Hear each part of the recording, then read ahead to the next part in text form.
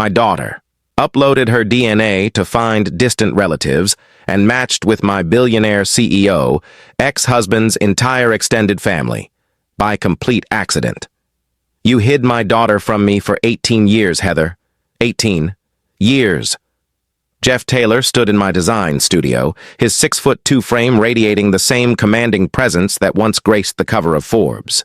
His blue eyes, the exact shade Abby inherited, burned with an intensity that made my hands shake as I gripped my desk.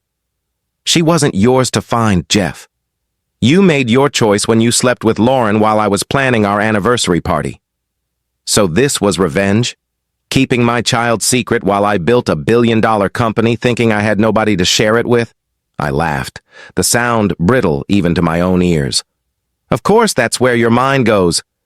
To your precious company. News flash, not everything is about Taylor Tech or your family's dynasty. Then why? He slammed his hand on my desk, sending my carefully arranged material samples scattering. Give me one good reason why I had to find out I have an 18-year-old daughter because she spit in a tube for a college genetics project. Because you told me, and I quote, I don't have room for family complications right now. The company needs my complete focus. I stepped closer, my voice dropping dangerously low. Congratulations, Jeff. You got exactly what you wanted. No complications. Just a billion-dollar empire and an empty house. His face paled.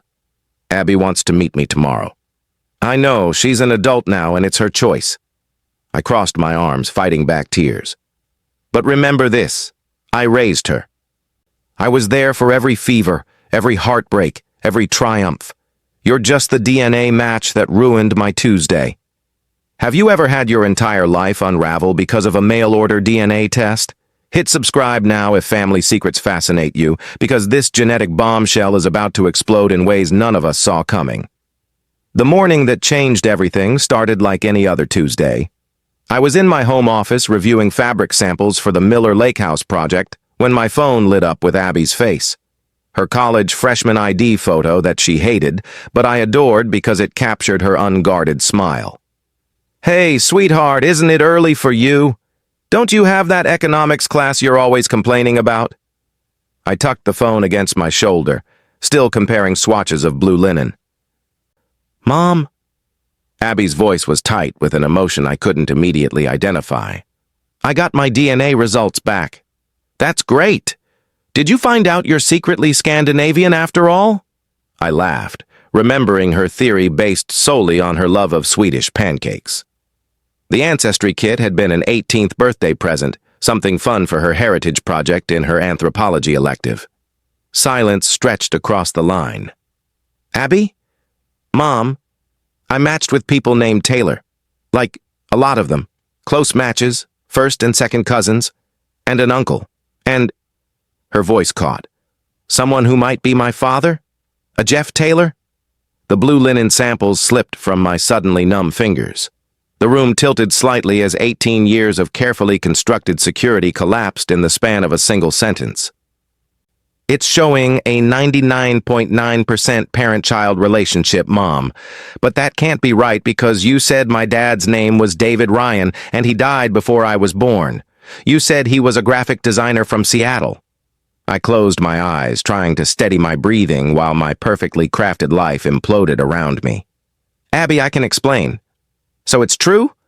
This Jeff Taylor person is my father, and he's not dead? Her voice rose with each question. Mom, I just Googled him. He's the CEO of Taylor Tech. He's worth like billions. His family owns half of Boston. Abby, please. This is complicated. Complicated? You told me my father was dead. For 18 years. The hurt in her voice cut through me like glass. Were you ever going to tell me the truth? I wanted to protect you, I whispered, the justification sounding hollow even to my own ears. From what? From knowing my father? From a family that apparently includes the entire East Coast based on these DNA matches? Her bitter laugh held none of her usual warmth. God, Mom, do you know how many times I cried over a father I thought was dead? How many father-daughter dances I missed, and he's been alive this whole time, running a tech empire 20 minutes from where I'm sitting right now at college? My heart felt like it might shatter. Please, let me explain in person. I can drive up to campus today. Don't bother. I have class. The coldness in her voice was so unlike my warm, compassionate daughter. Besides, I think I need some time to process the fact that my entire identity is based on a lie. The call ended, leaving me staring at my phone in the suddenly too quiet house. 18 years of secrets, of careful omissions and outright fabrications, all undone by a plastic tube and a sale on ancestry kits. I'd known this day might come. In the age of social media and DNA databases, secrets were increasingly difficult to keep. But I'd gambled on probability, on the vastness of genetic combinations, on the unlikelihood of the Taylors, who prided themselves on privacy and exclusivity, voluntarily submitting their DNA to public databases. Clearly, I'd lost that gamble. I tried calling Abby back, but the call went straight to voicemail. I sent a text. Please let me explain. I love you. This isn't what you think. No response. The house around me suddenly felt like a museum to my deception. Photos of Abby lined the walls, her first steps, elementary school graduations, high school tennis championships, all milestones Jeff had never known about. The life I'd built for us in Seattle, 3,000 miles from Boston and the Taylors, now seemed like an elaborate stage set ready to collapse. I moved to the kitchen on autopilot, filling the kettle for tea I knew I wouldn't drink. My mind raced through scenarios, each worse than the last. Would Abby reach out to Jeff? Would the Taylors, that cold, calculating family, try to claim her somehow? Would Jeff, with his limitless resources and connections, come after me legally? Before I could spiral further, my phone pinged with a text. I lunged for it, but it wasn't from Abby. Unknown number. Is this Heather Ryan? This is Ben Taylor, Jeff Taylor's cousin. We need to talk about the DNA match to Abigail Ryan. Please call me at this number as soon as possible. The kettle whistled, an oddly normal sound in a moment that felt apocalyptic. I turned it off, my hand shaking. They already knew. Of course they did. The Taylors had probably been alerted the moment Abby's results populated in the system. I should have anticipated this. The Taylor family had built their fortune on information technology. They were probably among the first to leverage these DNA databases for whatever business advantage they could gain. I didn't respond to the text. Instead, I called my assistant. Grace, I need you to cancel all my appointments for the week. Family emergency. Of course. Is everything okay with Abby? Not really. I'll explain later. I hung up before she could ask more questions I wasn't ready to answer. Next, I called my lawyer, Rachel, who'd been my friend since design school and had helped me establish my business. I need a crash course in parental rights for an 18-year-old, I said when she answered. Specifically, what legal claim a father might have if he just discovered his child exists. Well, that's certainly not the contract review I was expecting today, Rachel replied. Want to back up and tell me what's going on? I gave her the abbreviated version, my voice remarkably steady, considering I felt like I was standing on quicksand. Okay, deep breath, she said when I finished. First, Abby is 18, which means legally she's an adult. No one, not you, not her biological father, can force her to do anything. Second, while he could potentially pursue you for denying him his parental rights all these years, the statute of limitations might protect you. It's complicated. What about grandparental rights? Could his family force a relationship with her? Not with an adult, no. But Heather, are you sure legal protection is what you need right now? It sounds like the bigger issue is Abby finding out you've been lying to her. Her words hit like a physical blow. I was protecting her, I insisted. From what? It was the same question Abby had asked, and I still didn't have a good answer, at least, not one that didn't sound self-serving in the harsh light of discovery.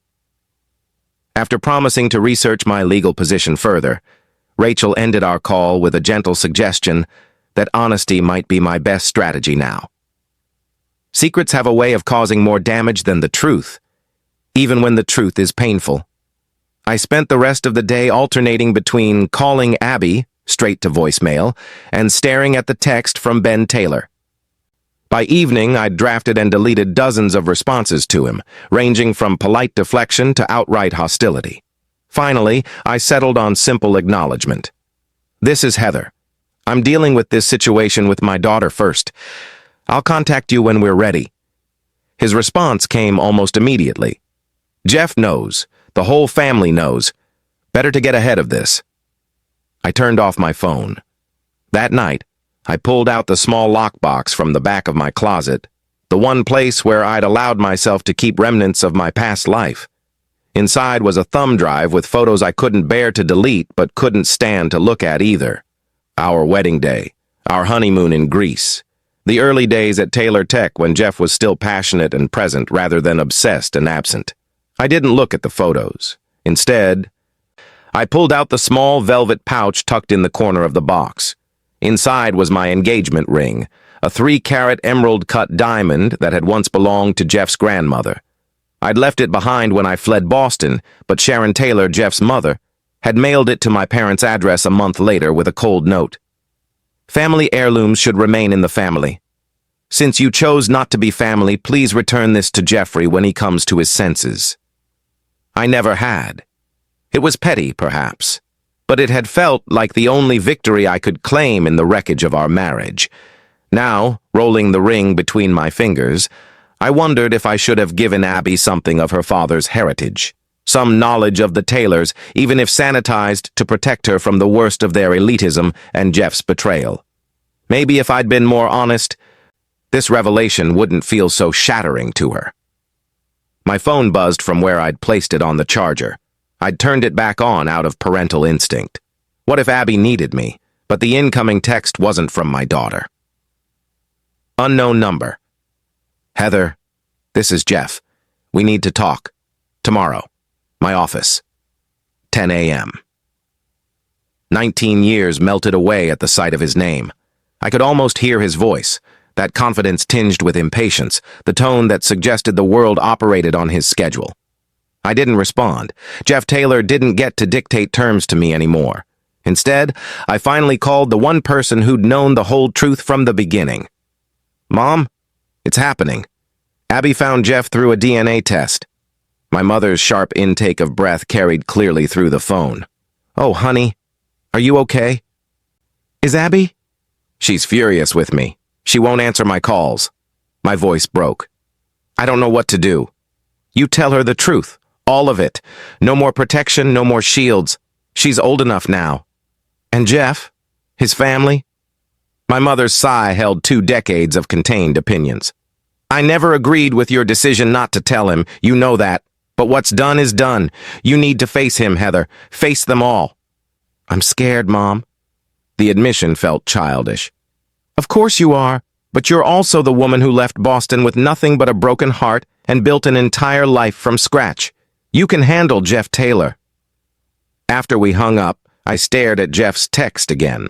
Then, instead of replying, I booked a flight to Boston for the following morning. If this confrontation was inevitable, it would happen on neutral ground, not in his corporate tower where the Taylor name adorned the building. But first, I needed to try once more with Abby. I sent a text. "I'm flying to Boston tomorrow. I know you're angry and you have every right to be. But please don't meet Jeff before we talk. There's so much you don't know." 3 agonizing minutes passed before her response appeared. "Fine. Coffee shop across from my dorm. 8 a.m. Don't be late." I slept fitfully, haunted by memories of the past I'd tried so hard to bury. Jeff and I had met at a charity gala in Boston 19 years earlier.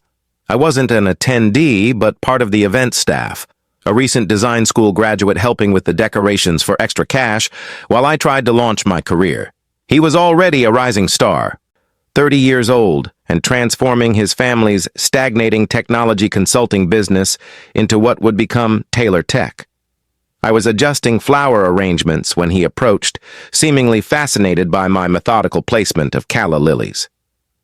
"You're moving those 2 inches to the left, then back to the right, then left again," he observed, amusement warming his voice. "Is there a perfect lily alignment I'm unaware of?" I'd looked up, startled to find myself face to face with a man whose photo I'd seen in the Boston Business Journal just that morning. The lighting changes the shadows. I'm trying to find the most flattering angle. For the flowers? He'd seemed genuinely curious rather than condescending. For the entire room. Everything works together. The flowers, the linens, the lighting, the table settings. Change one element, and you affect the whole aesthetic. I'd straightened, suddenly self-conscious in my simple black dress among the designer gowns surrounding us. You care about details, he said with approval. So do I. Jeff Taylor. He extended his hand. Heather Ryan. And I know who you are, Mr. Taylor. Jeff, please. And since you know who I am, you have me at a disadvantage. Tell me something about yourself to even the playing field. His interest seemed sincere, his blue eyes focused entirely on me despite the wealthy potential donors circulating around us. It was that focus, the feeling that, to him, I was the only person in a crowded room, that first drew me in. I'm a designer, recently graduated. Spaces, not clothes, I'd added, gesturing to my off-the-rack dress with a self-deprecating smile. Spaces are more interesting anyway. They affect how people feel, how they interact, how they live. He'd glanced around the ballroom. Like this one, ostensibly welcoming but designed to intimidate, to remind everyone of old money and established power. His observation was so accurate and so unexpected from someone who benefited from that very power dynamic that I laughed in surprise. Yes, exactly. The high ceilings, the ornate moldings, even the distance between tables, it all creates a hierarchy. Dance with me, he said suddenly. I'm working, Mr. Taylor. Jeff, and you've already adjusted those lilies 7 times. I think they're perfect. He held out his hand again. One dance, and I promise to make a substantial donation to whatever cause this is for. Childhood literacy, I supplied. A worthy cause. So? I shouldn't have said yes. I was staff, not a guest. But something in his genuine interest, the way he'd noticed details others overlooked, made me place my hand in his. One dance turned into 2. Then a conversation that lasted until the event coordinator shot me warning looks. Jeff had asked for my number and I'd hesitated, aware of the vast gulf between our worlds. I design spaces that make people feel comfortable and at home, I'd told him. You occupy spaces designed to emphasize wealth and status. I'm not sure we exist in compatible worlds, Mr. Taylor. Then design us a new space, he'd replied without missing a beat. Something compatible for both worlds, but you'll need to have dinner with me first, for research purposes. His confidence should have been off-putting, but instead I found it refreshing. Here was someone who saw what he wanted and went after it directly, without games or pretense. 3 days later, we had dinner at a small Italian restaurant far from the elite establishments where he was regularly photographed. 2 weeks after that, he took me sailing on his family's boat. A month in, I was spending most nights at his Beacon Hill brownstone, falling hard and fast for a man who seemed equally captivated by me. The initial resistance from his family was predictable.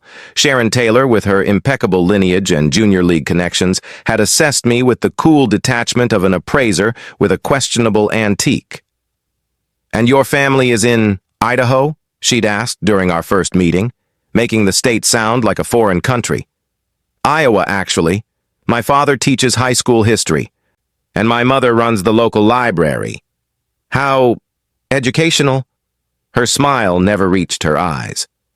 "Jeffrey has always valued intelligence over pedigree.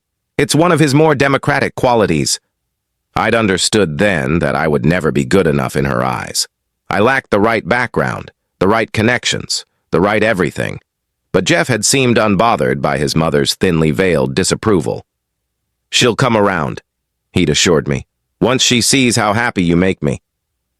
And for a while, it seemed he was right. Our wedding, 10 months after we met, was a small affair by Taylor standards, only 200 guests instead of the 500 Sharon had initially proposed. Jeff's father, Richard, had warmed to me faster than his wife, appreciating my direct manner and genuine interest in the family business. The first year of marriage had been a dream.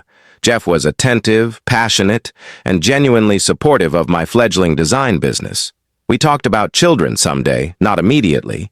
He wanted to get Taylor Tech through its next phase of expansion first. I wanted to establish my career. It seemed we had all the time in the world. But success changed things. Taylor Tech grew exponentially, and with it, Jeff's absences became longer, his focus narrower. Board meetings ran into dinner plans. Weekend getaways were canceled for last-minute business trips. Our conversations, once ranging for hours across art, politics, philosophy, and dreams, became brief status updates between his meetings. "It's temporary," he'd assure me. "Once we secure the Morrison contract, things will calm down." But after Morrison came Phillips, then Westfield, then the IPO preparation. Each milestone achieved simply revealed another mountain to climb. The breaking point came in our third year of marriage. I'd planned an anniversary dinner at home, a recreation of our first date at that small Italian restaurant. I'd spent days preparing, even tracking down the same wine we'd shared that night. Jeff was 2 hours late. When he finally arrived, Lauren Chen, his chief operating officer, was with him. They were riding the high of a successful pitch meeting, their energy vibrating between them in a way that made my carefully prepared dinner feel like an intrusion rather than a celebration. "We need to go over these projections tonight," Lauren had explained, not quite meeting my eyes. "The client wants revised numbers by morning." "It's our anniversary," I'd said quietly. Jeff had at least had the grace to look guilty. "I know, and I'm sorry, but this is the DeWitt account, Heather. It could double our market share." "Work here, then," I'd offered, still trying to salvage the evening. "I'll give you the dining room. Lauren can join us for dinner first." "Actually, we were thinking of heading back to the office," Lauren interjected. "All the resources we need are there." Something in her tone, in the way she slightly emphasized "we," had sent up warning flares. I'd looked more closely at my husband and his COO, the synchronized movements, the private smiles, the excessive personal space consciousness that often betrays illicit intimacy. "Jeff," I'd said evenly, "could I speak with you privately for a moment?" In our bedroom, I'd asked directly, "Are you sleeping with her?" His hesitation was answer enough. "How long?" "It's not what you think," he'd started, using the universal preamble to a confession. "How long?" "A few months.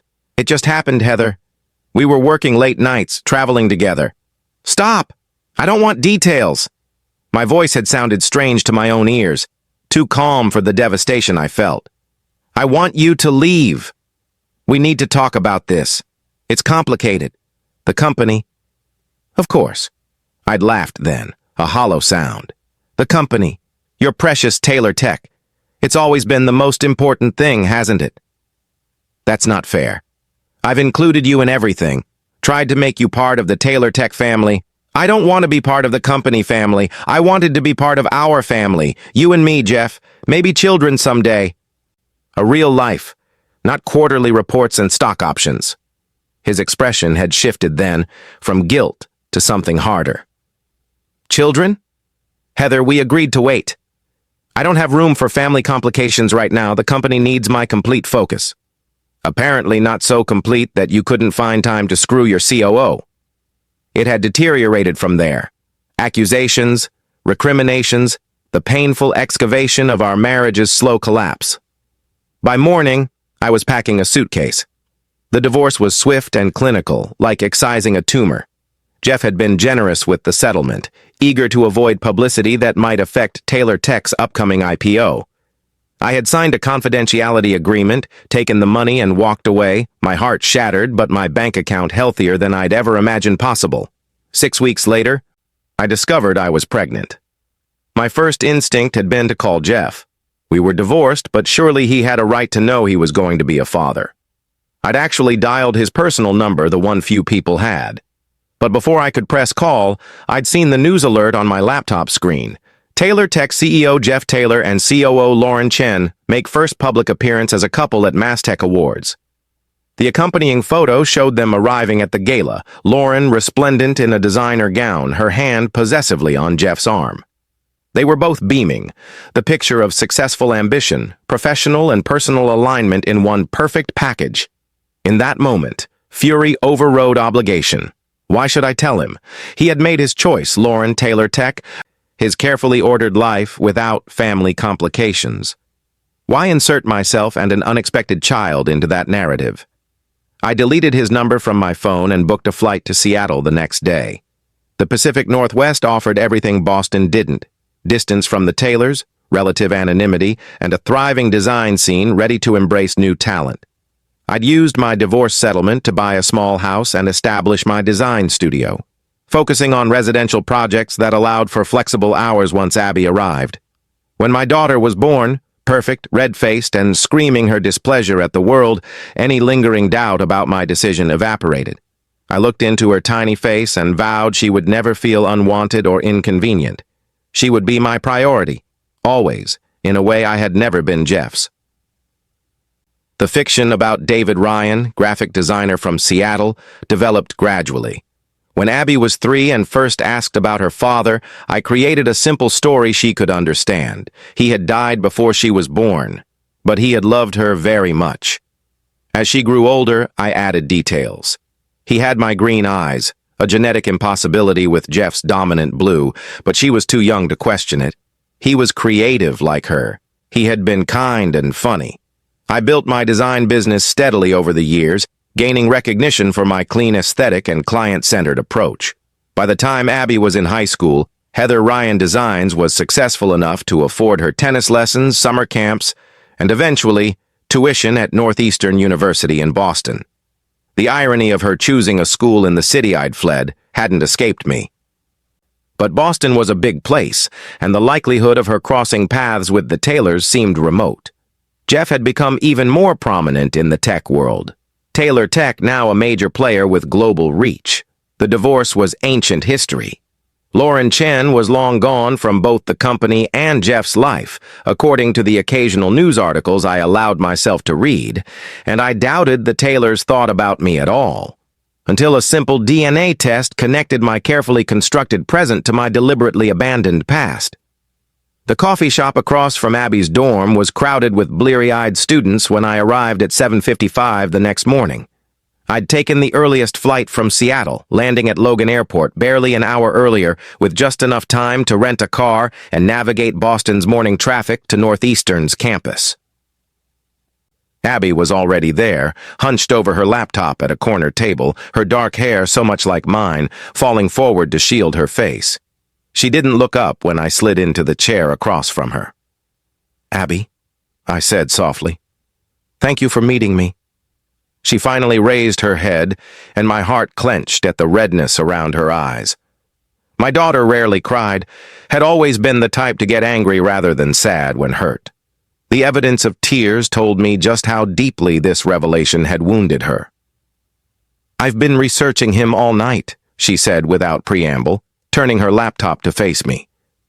On the screen was Jeff's corporate biography, complete with a professional photo that captured his confident smile but missed the warmth his eyes could hold. Jeffrey Allen Taylor, MIT graduate, took over Taylor Consulting from his father in 2002 and transformed it into Taylor Tech, now valued at over $11 billion, divorced once, never remarried, no children. The last part twisted in my chest like a knife. "Abby?"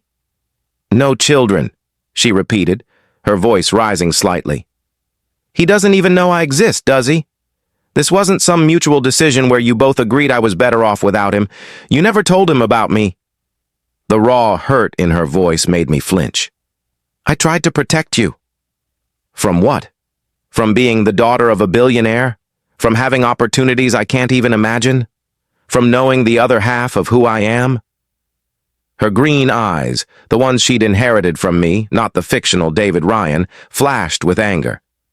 "Do you know how many times I've wondered about him? Made up stories about what he might have been like? Felt that hole where a father should have been? I know, and I'm so sorry." I reached for her hand, but she pulled away. "When your father and I divorced, he made it very clear that his company was his priority.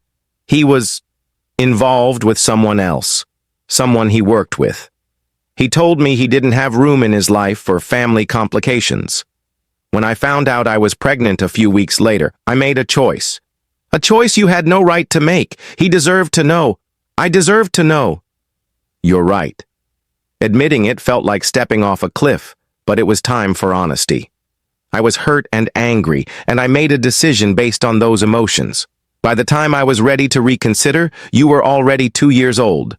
And I couldn't bear the thought of the Taylors sweeping in with their money and influence to take you away from me. So you lied. For 18 years. Yes. There was no defense I could offer that wouldn't sound like an excuse. Abby was quiet for a long moment, staring into her untouched coffee. His cousin contacted me last night, Ben Taylor. He said the family wants to meet me. That Jeff, my father, is in shock but wants to see me. Alarm bells rang in my head. Abby, please don't meet them without me. The Taylors are complicated, especially Sharon, Jeff's mother. My grandmother, she corrected, the word clearly strange on her tongue. Biologically, yes. But Abby, these people aren't who you might be imagining. They're not going to welcome you with open arms into some warm, loving family. The Taylors are about power, legacy, and appearances. Unlike you, who's all about honesty. Her bitter tone cut deep. I deserve that. But please, before you meet Jeff, let me talk to him first. There's history you don't know. I don't know any history because you've kept it all from me. She closed her laptop with a snap. I'm meeting him this afternoon, his office, Taylor Tower, downtown. You can't stop me. I'm not trying to stop you. I'm asking you to wait, just for a few hours. Let me see him first. Prepare him. I took a deep breath. And I want to be there when you meet him, not to interfere, but to support you. This is going to be overwhelming, Abby. The Taylors live in a different world. She studied me, conflict clear on her face. Finally, she sighed. Fine, talk to him first, but I'm still going at 3 o'clock, Jan, with or without you. Thank you. Relief washed through me. I'll go there now. Why did you do it, Mom? Really? Her voice softened slightly, genuine confusion replacing some of the anger. Were you ever going to tell me the truth? The question I'd been avoiding for 18 years. I told myself I was protecting you from rejection, that Jeff had made it clear children weren't in his plan, and you deserved better than a father who saw you as an inconvenience. I met her eyes directly. But the truth is, I was also protecting myself. From the Taylors' judgment, from Jeff's anger, from the possibility of losing you to their world. It was selfish, and I'm sorry. She nodded slowly, absorbing this. I'm still mad at you. I know. You have every right to be. But I love you. And I know you've been an amazing mom. She blinked back, fresh tears. I just don't understand why that had to come at the expense of knowing my father. It shouldn't have. That's on me, not him. It was the most honest thing I could say. After promising to text her after I spoke with Jeff, I left the coffee shop and headed downtown to the building I'd never expected to enter again, Taylor Tower, the gleaming headquarters of Taylor Tech, where Jeff's name literally cast a shadow over the Boston skyline. I bypassed the main reception desk, knowing they'd never let me up without an appointment. Instead, I took out my phone and sent a text to the number that had contacted me the night before. I'm in the lobby of Taylor Tower. Tell Jeff I need to see him before Abby does. It's important. 3 minutes later, a young woman in a tailored suit approached. Miss Ryan, I'm Amanda, Mr. Taylor's assistant. He'll see you now. The elevator ride to the top floor was silent and tense. Amanda kept shooting curious glances my way, clearly wondering about my connection to her boss. I wondered how much the Taylor staff knew about the DNA bombshell that had dropped yesterday. Jeff's office suite was exactly what I would have expected. Sleek, modern, impressive, without being ostentatious. The man himself stood when I was shown in, dismissing Amanda with a quiet word. The door closed behind her with a soft click that somehow sounded like a prison cell locking. For a moment, we just stared at each other. 19 years had changed us both. Silver threaded Jeff's dark hair at the temples now, and fine lines marked the corners of his eyes. But the intensity of his gaze was the same, that blue that could shift from warm ocean to Arctic ice depending on his mood. You hid my daughter from me for 18 years, Heather. 18 years. His voice was controlled, but I could hear the fury vibrating beneath the surface. She wasn't yours to find, Jeff. You made your choice when you slept with Lauren while I was planning our anniversary party. So this was revenge? Keeping my child's secret while I built a billion-dollar company thinking I had nobody to share it with? I laughed, the sound brittle even to my own ears. Of course that's where your mind goes, to your precious company. Newsflash, not everything is about Taylor Tech or your family's dynasty. Then why? He slammed his hand on his desk, the controlled facade cracking. Give me one good reason why I had to find out I have an 18-year-old daughter because she spit in a tube for a college genetics project. Because you told me, and I quote, I don't have room for family complications right now. The company needs my complete focus. I stepped closer, my voice dropping dangerously low. Congratulations, Jeff. You got exactly what you wanted. No complications. Just a billion-dollar empire and an empty house.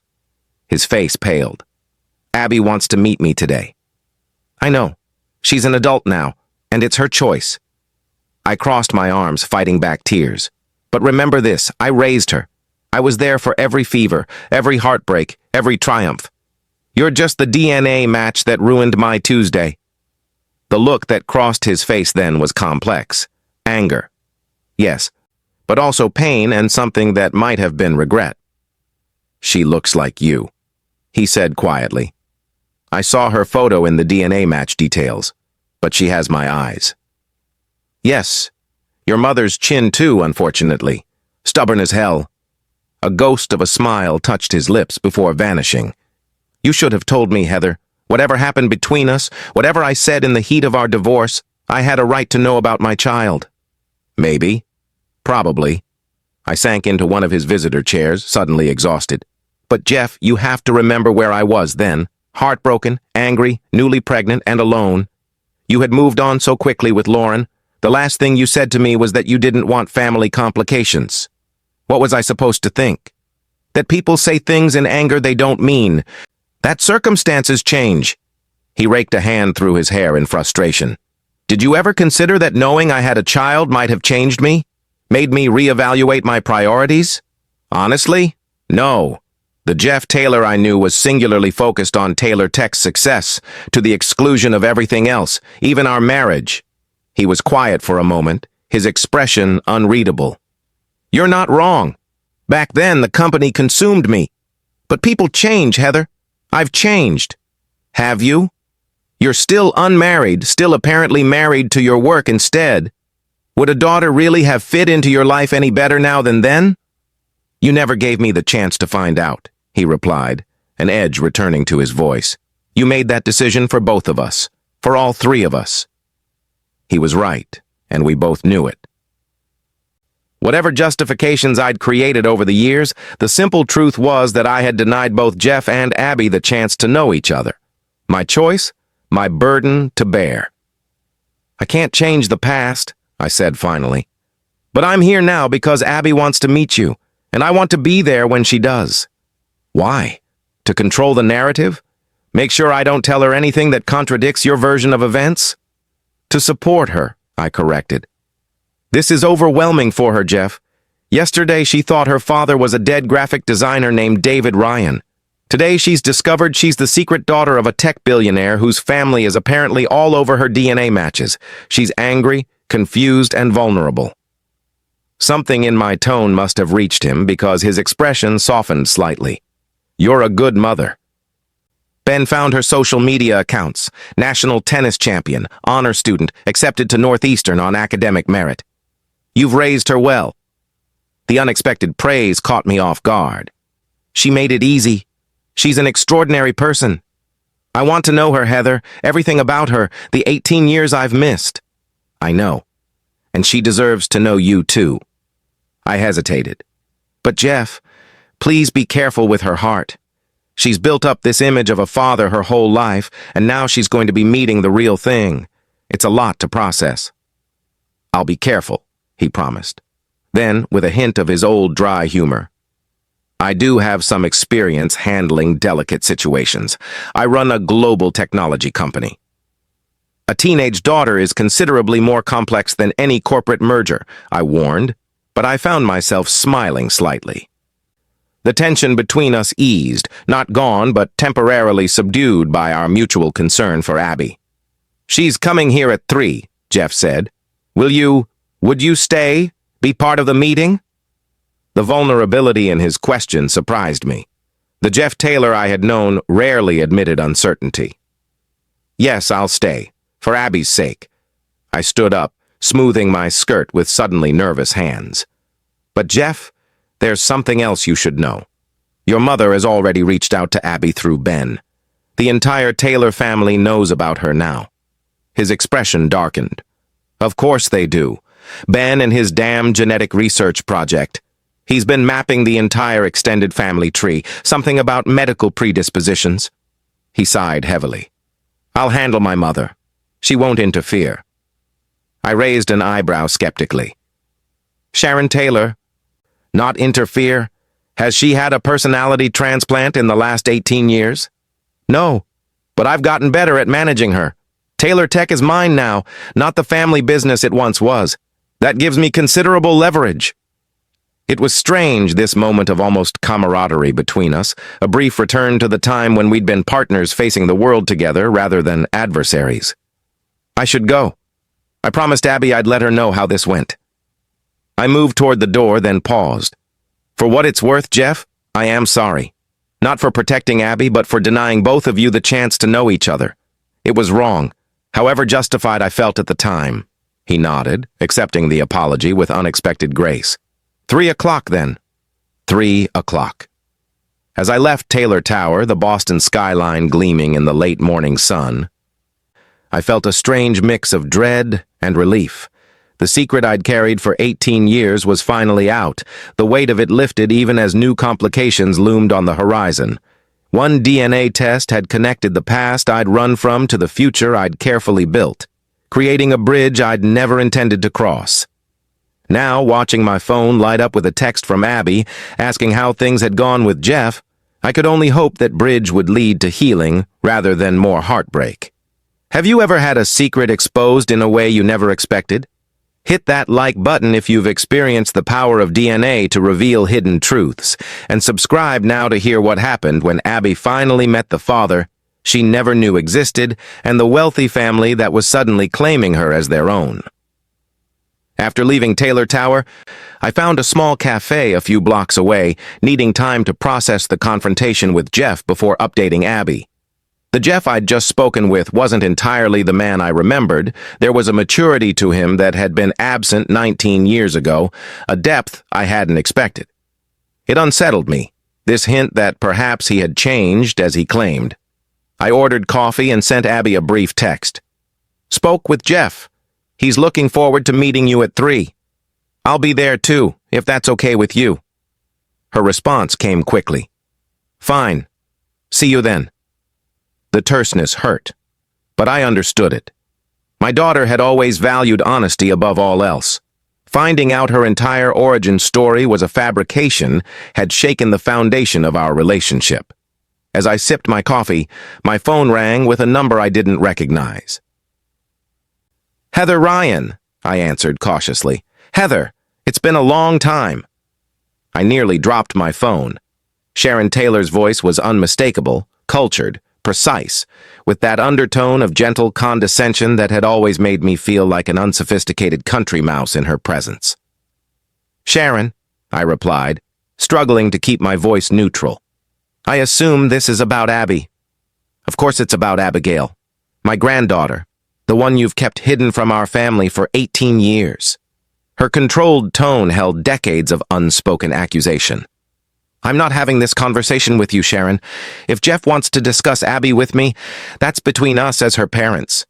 Jeffrey is in shock, making emotional rather than rational decisions, as usual when it comes to you."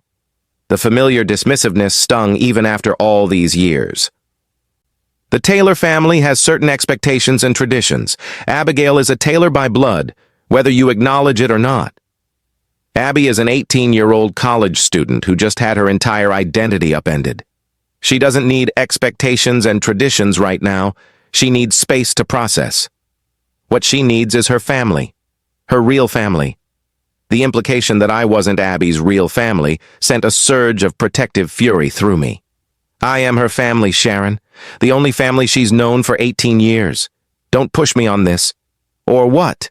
You'll disappear with her again? Sharon's laugh was cold. She's an adult now, Heather. You can't control her choices anymore. And once she sees what being a tailor truly means, the opportunities, the connections, the legacy, do you really think she'll choose your modest little life in Seattle?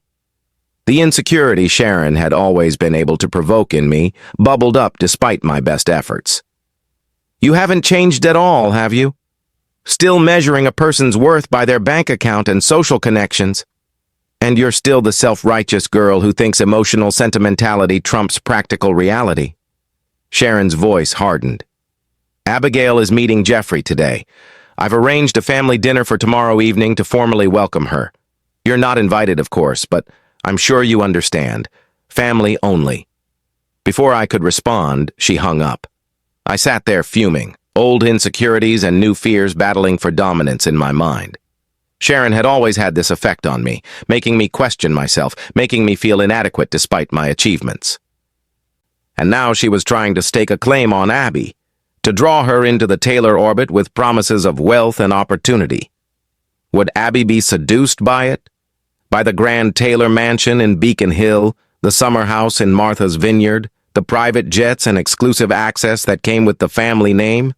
She'd grown up comfortably, but modestly. I'd used my design business success to provide a good life, but nothing approaching Taylor levels of wealth. My phone buzzed with another text from Abby. Going to the library to study until meeting. Might not answer texts. See you at Taylor Tower. Even the name, Taylor Tower, felt like a gauntlet thrown down. I could almost hear Sharon's voice. See what your daughter could have had all along. I finished my coffee and decided to walk through Boston, reacquainting myself with the city I'd fled nearly 2 decades earlier. So much had changed, yet so much remained the same. The public garden was still meticulously maintained, the swan boats still gliding across the lagoon. Newbury Street still bustled with high-end shops and beautiful people. I had loved Boston once, loved the history, the culture, the academic energy that pulsed through a city with more universities per square mile than almost anywhere else. I'd felt sophisticated and cosmopolitan walking these streets on Jeff's arm, entering restaurants where they knew his name, attending gallery openings where artists sought his patronage. But I'd also felt like an imposter, always aware of the sidelong glances from Boston society women who saw my lack of pedigree as clearly as if it had been stamped on my forehead. Sharon had introduced me at social functions with the careful qualification, Jeffrey's wife from Iowa, as though my Midwestern origins were an exotic curiosity requiring explanation. I wondered if Abby would face the same subtle judgment. She was a Taylor by blood, but she'd been raised by me, far from Boston's elite circles. Would they accept her fully, or would she always carry the taint of her mother's ordinary background? By the time I returned to Taylor Tower at 2:45, these worries had worked me into a state of nervous tension that I struggled to conceal as I rode the elevator to Jeff's executive floor. Amanda showed me to a conference room rather than Jeff's office, a more neutral setting for this momentous meeting.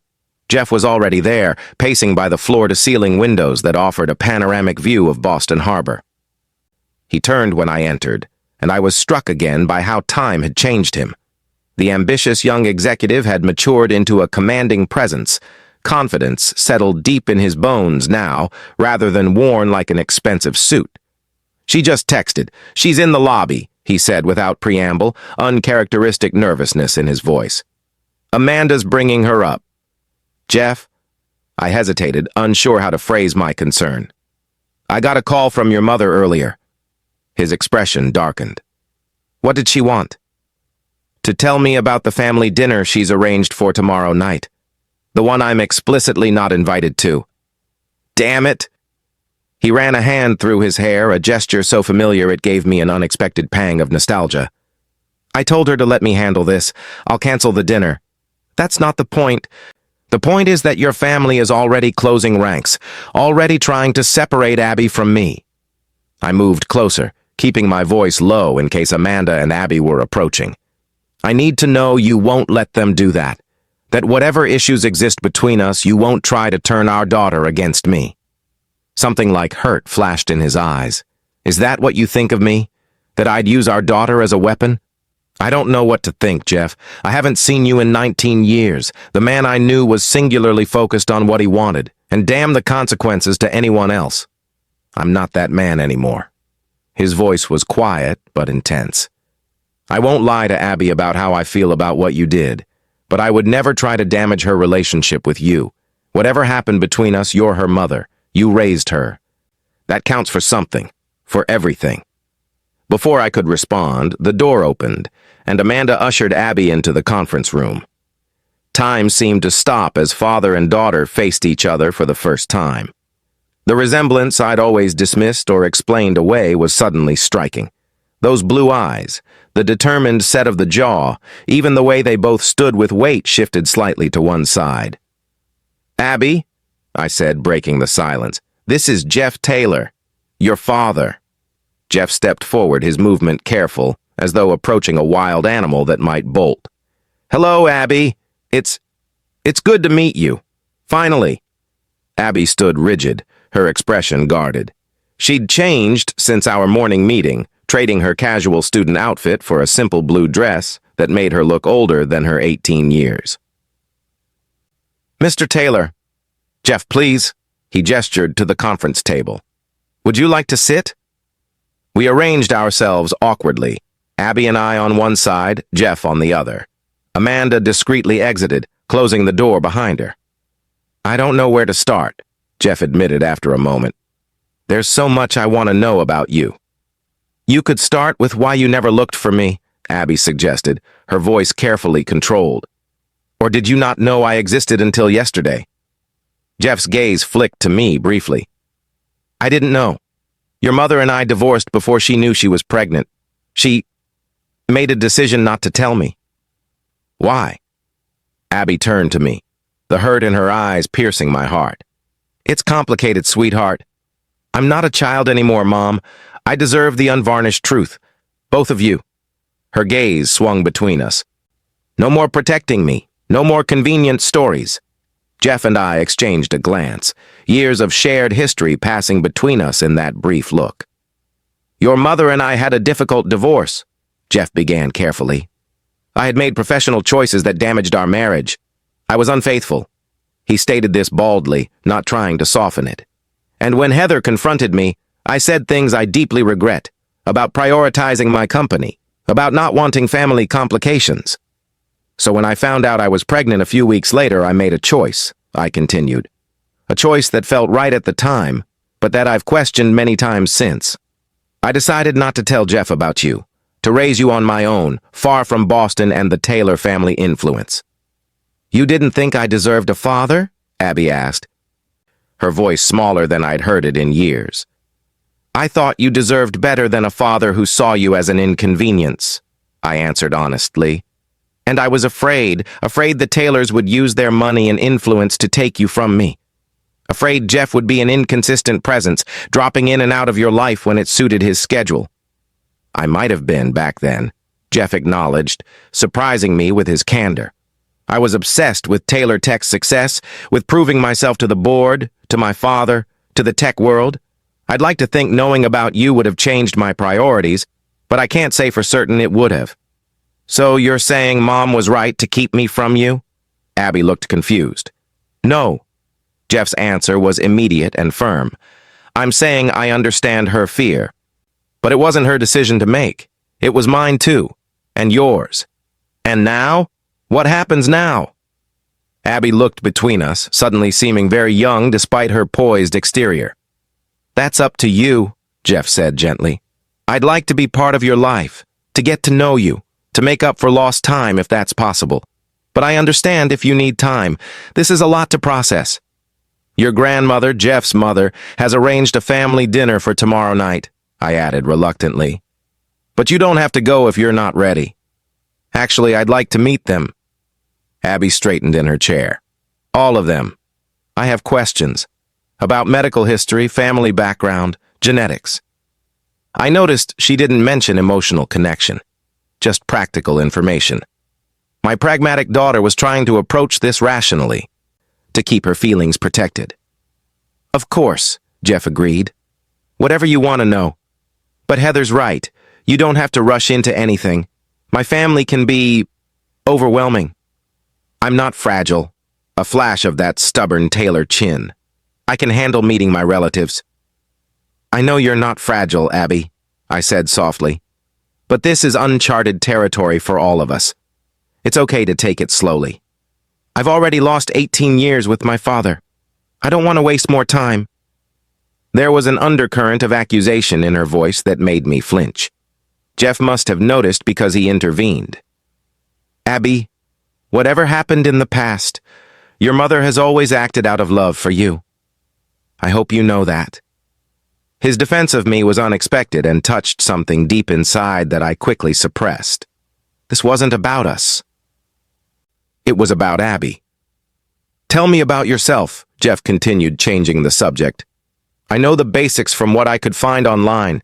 Tennis champion, honor student at Northeastern. Studying what? Business. Environmental science with a minor in data analytics. Abby relaxed slightly on more comfortable ground. I'm interested in how technology can help address climate change. Data analytics, Jeff repeated with a small smile. The Taylor tech gene shows itself. I thought I got it from Mom's side. She always said my grandfather, her father, was good with numbers. The lie I'd constructed to explain away Abby's natural aptitude for mathematics hung awkwardly in the air. Your grandfather, my father, was actually a history teacher, I admitted quietly. The numerical ability comes from the Taylor side. Jeff's father was a financial analyst before starting the family consulting business. What else did you lie about? The hurt in Abby's voice was palpable. I tried to incorporate as much truth as possible, I said. Your artistic talent does come from my side. Your competitive spirit, that's all you, though the Taylors certainly have their share of ambition. Your love of the ocean, Jeff interjected gently. That might be from me. I sailed competitively in college and some of my happiest memories are on the water. I didn't know that. Abby looked at him with new interest. Mom never let me take sailing lessons even though I begged. She said it was too dangerous. I hadn't been able to bear the thought of Abby on a sailboat, so reminiscent of the early days with Jeff when we'd spent weekends on the family yacht. It had felt like tempting fate. I have a boat docked at the marina, Jeff offered. Nothing extravagant, just a day sailor. I could take you out sometime, if you'd like to learn. I'd like that, Abby replied, a genuine smile breaking through her guarded expression for the first time. For the next hour, the conversation flowed more easily as Jeff and Abby discovered shared interests and traits. They both loved crime novels, disliked mushrooms, and had the same methodical approach to solving problems. They both played chess, though Abby admitted she wasn't very good. I could teach you some strategies, Jeff offered. I was captain of the chess team at MIT. Of course you were, Abby rolled her eyes, but her tone was teasing rather than bitter. Watching them together was a surreal experience. Seeing gestures and expressions I'd attributed to coincidence or imagination, now clearly revealed as genetic inheritance. The way they both tilted their heads when considering a question, the precise way they arranged objects in front of them, the quick, analytical assessments that flashed behind those matching blue eyes. As the meeting wound down, Jeff hesitated, then reached into his briefcase. I have something for you. It's not much, but... He pulled out a small, wrapped package.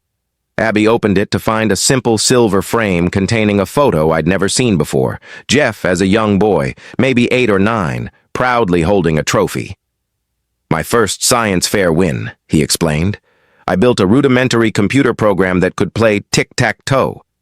Not exactly groundbreaking, but it was 1980, and personal computing was still in its infancy. He smiled, a bit self-consciously. I thought you might like to have a piece of history.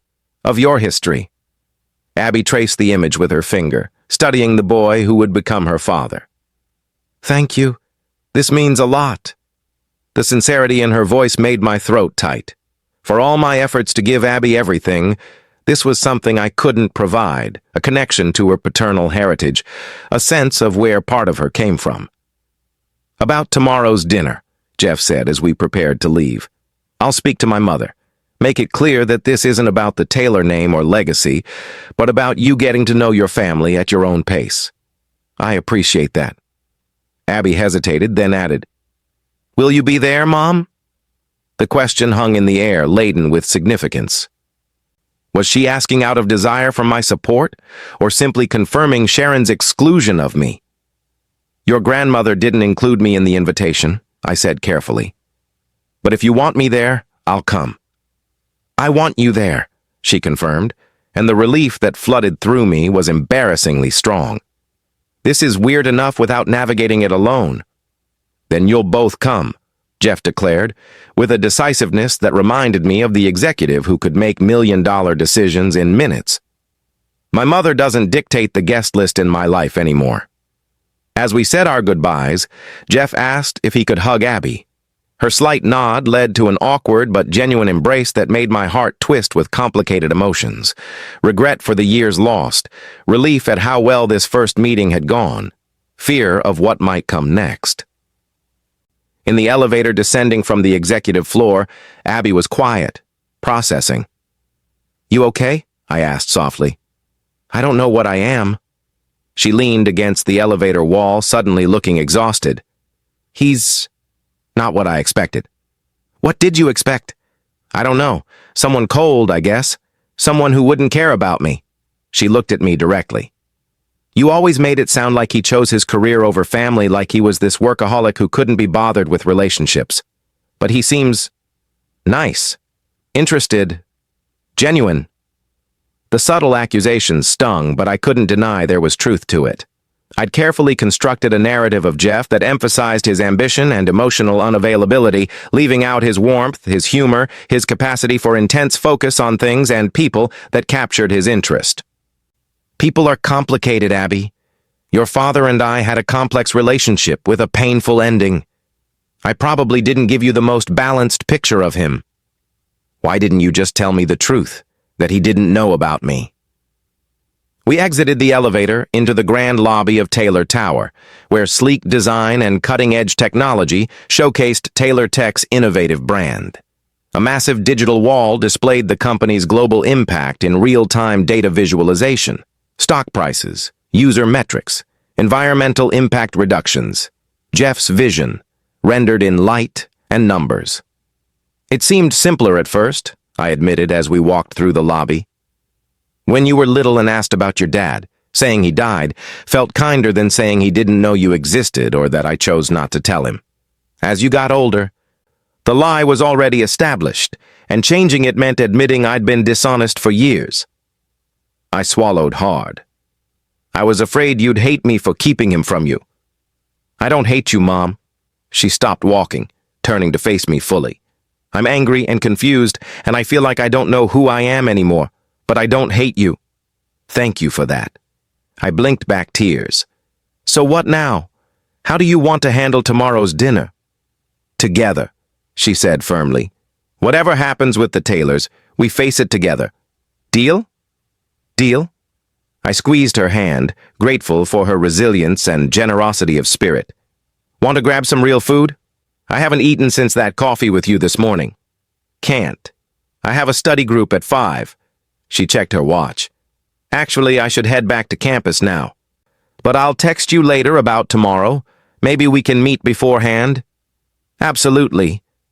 I watched her walk away, her confident stride carrying her through the revolving doors and into the Boston afternoon.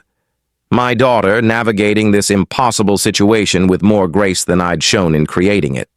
My phone buzzed with a text from Jeff. "I think that went well. Thank you for being there.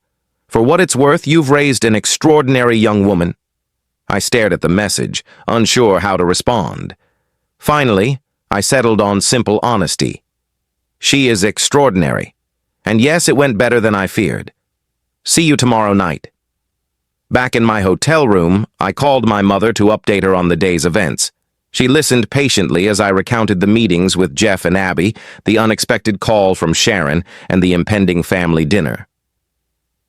"So you'll be dining with the Taylors again," she observed when I finished. "Full circle." "Not by choice. I'm only going to support Abby." My mother's skeptical hum spoke volumes. And how did it feel, seeing Jeff again after all these years? Complicated. I sank onto the hotel bed, kicking off my shoes. He's changed, Mom. Or maybe he hasn't, and I'm just seeing what I want to see. But he was kind, understanding even. He defended me to Abby. People grow, Heather. 19 years is a long time. Sharon hasn't changed, I countered. Still the same manipulative snob, trying to stake her claim on Abby like she's Taylor property. Sharon is Sharon, but Jeff isn't his mother, just as you aren't me and Abby isn't you. My mother's pragmatic wisdom, as always, cut through my defenses. The question is, what happens now? After tomorrow's dinner? After the initial shock wears off? I don't know. It was the most honest answer I could give. Jeff seems determined to be part of Abby's life, and she wants to know him, to know that whole side of her family. And you? What do you want? For Abby to be happy, protected, loved. The automatic response of any mother. That's not what I asked, Heather. What do you want? The question caught me off guard. What did I want? I'd spent 18 years focusing on what Abby needed, what was best for her, rarely considering my own desires beyond professional success and financial security. I don't know, I admitted finally. I guess I want peace, resolution, maybe forgiveness, though I'm not sure I deserve it. From Abby or from Jeff?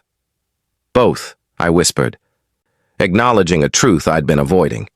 But I don't know if either of them can truly forgive what I did.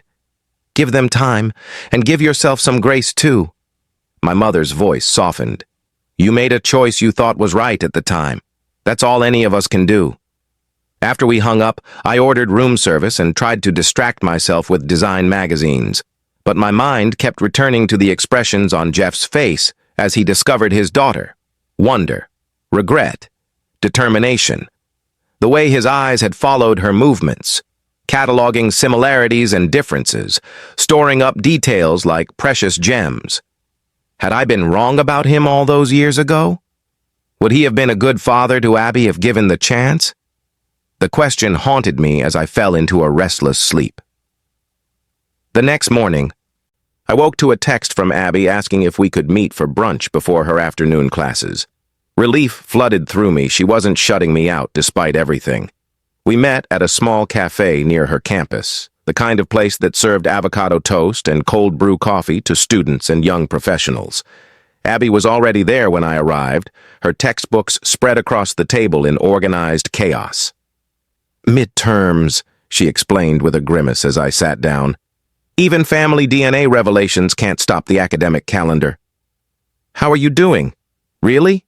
I searched her face, looking for signs of the emotional turmoil she must be feeling. Honestly, I keep cycling through emotions. One minute I'm furious with you, the next I'm excited about having this whole new family. Then I'm terrified they'll hate me or judge me or try to change me. She pushed a strand of hair behind her ear, a nervous habit she'd had since childhood. Ben, Jeff's cousin, called me this morning, asked if I wanted to get coffee before the big dinner tonight. Apparently, he's the family geneticist or something. The one who found you through the DNA database, I noted, wariness creeping into my voice. Yeah, he seems nice, though. Not pushy or judgmental.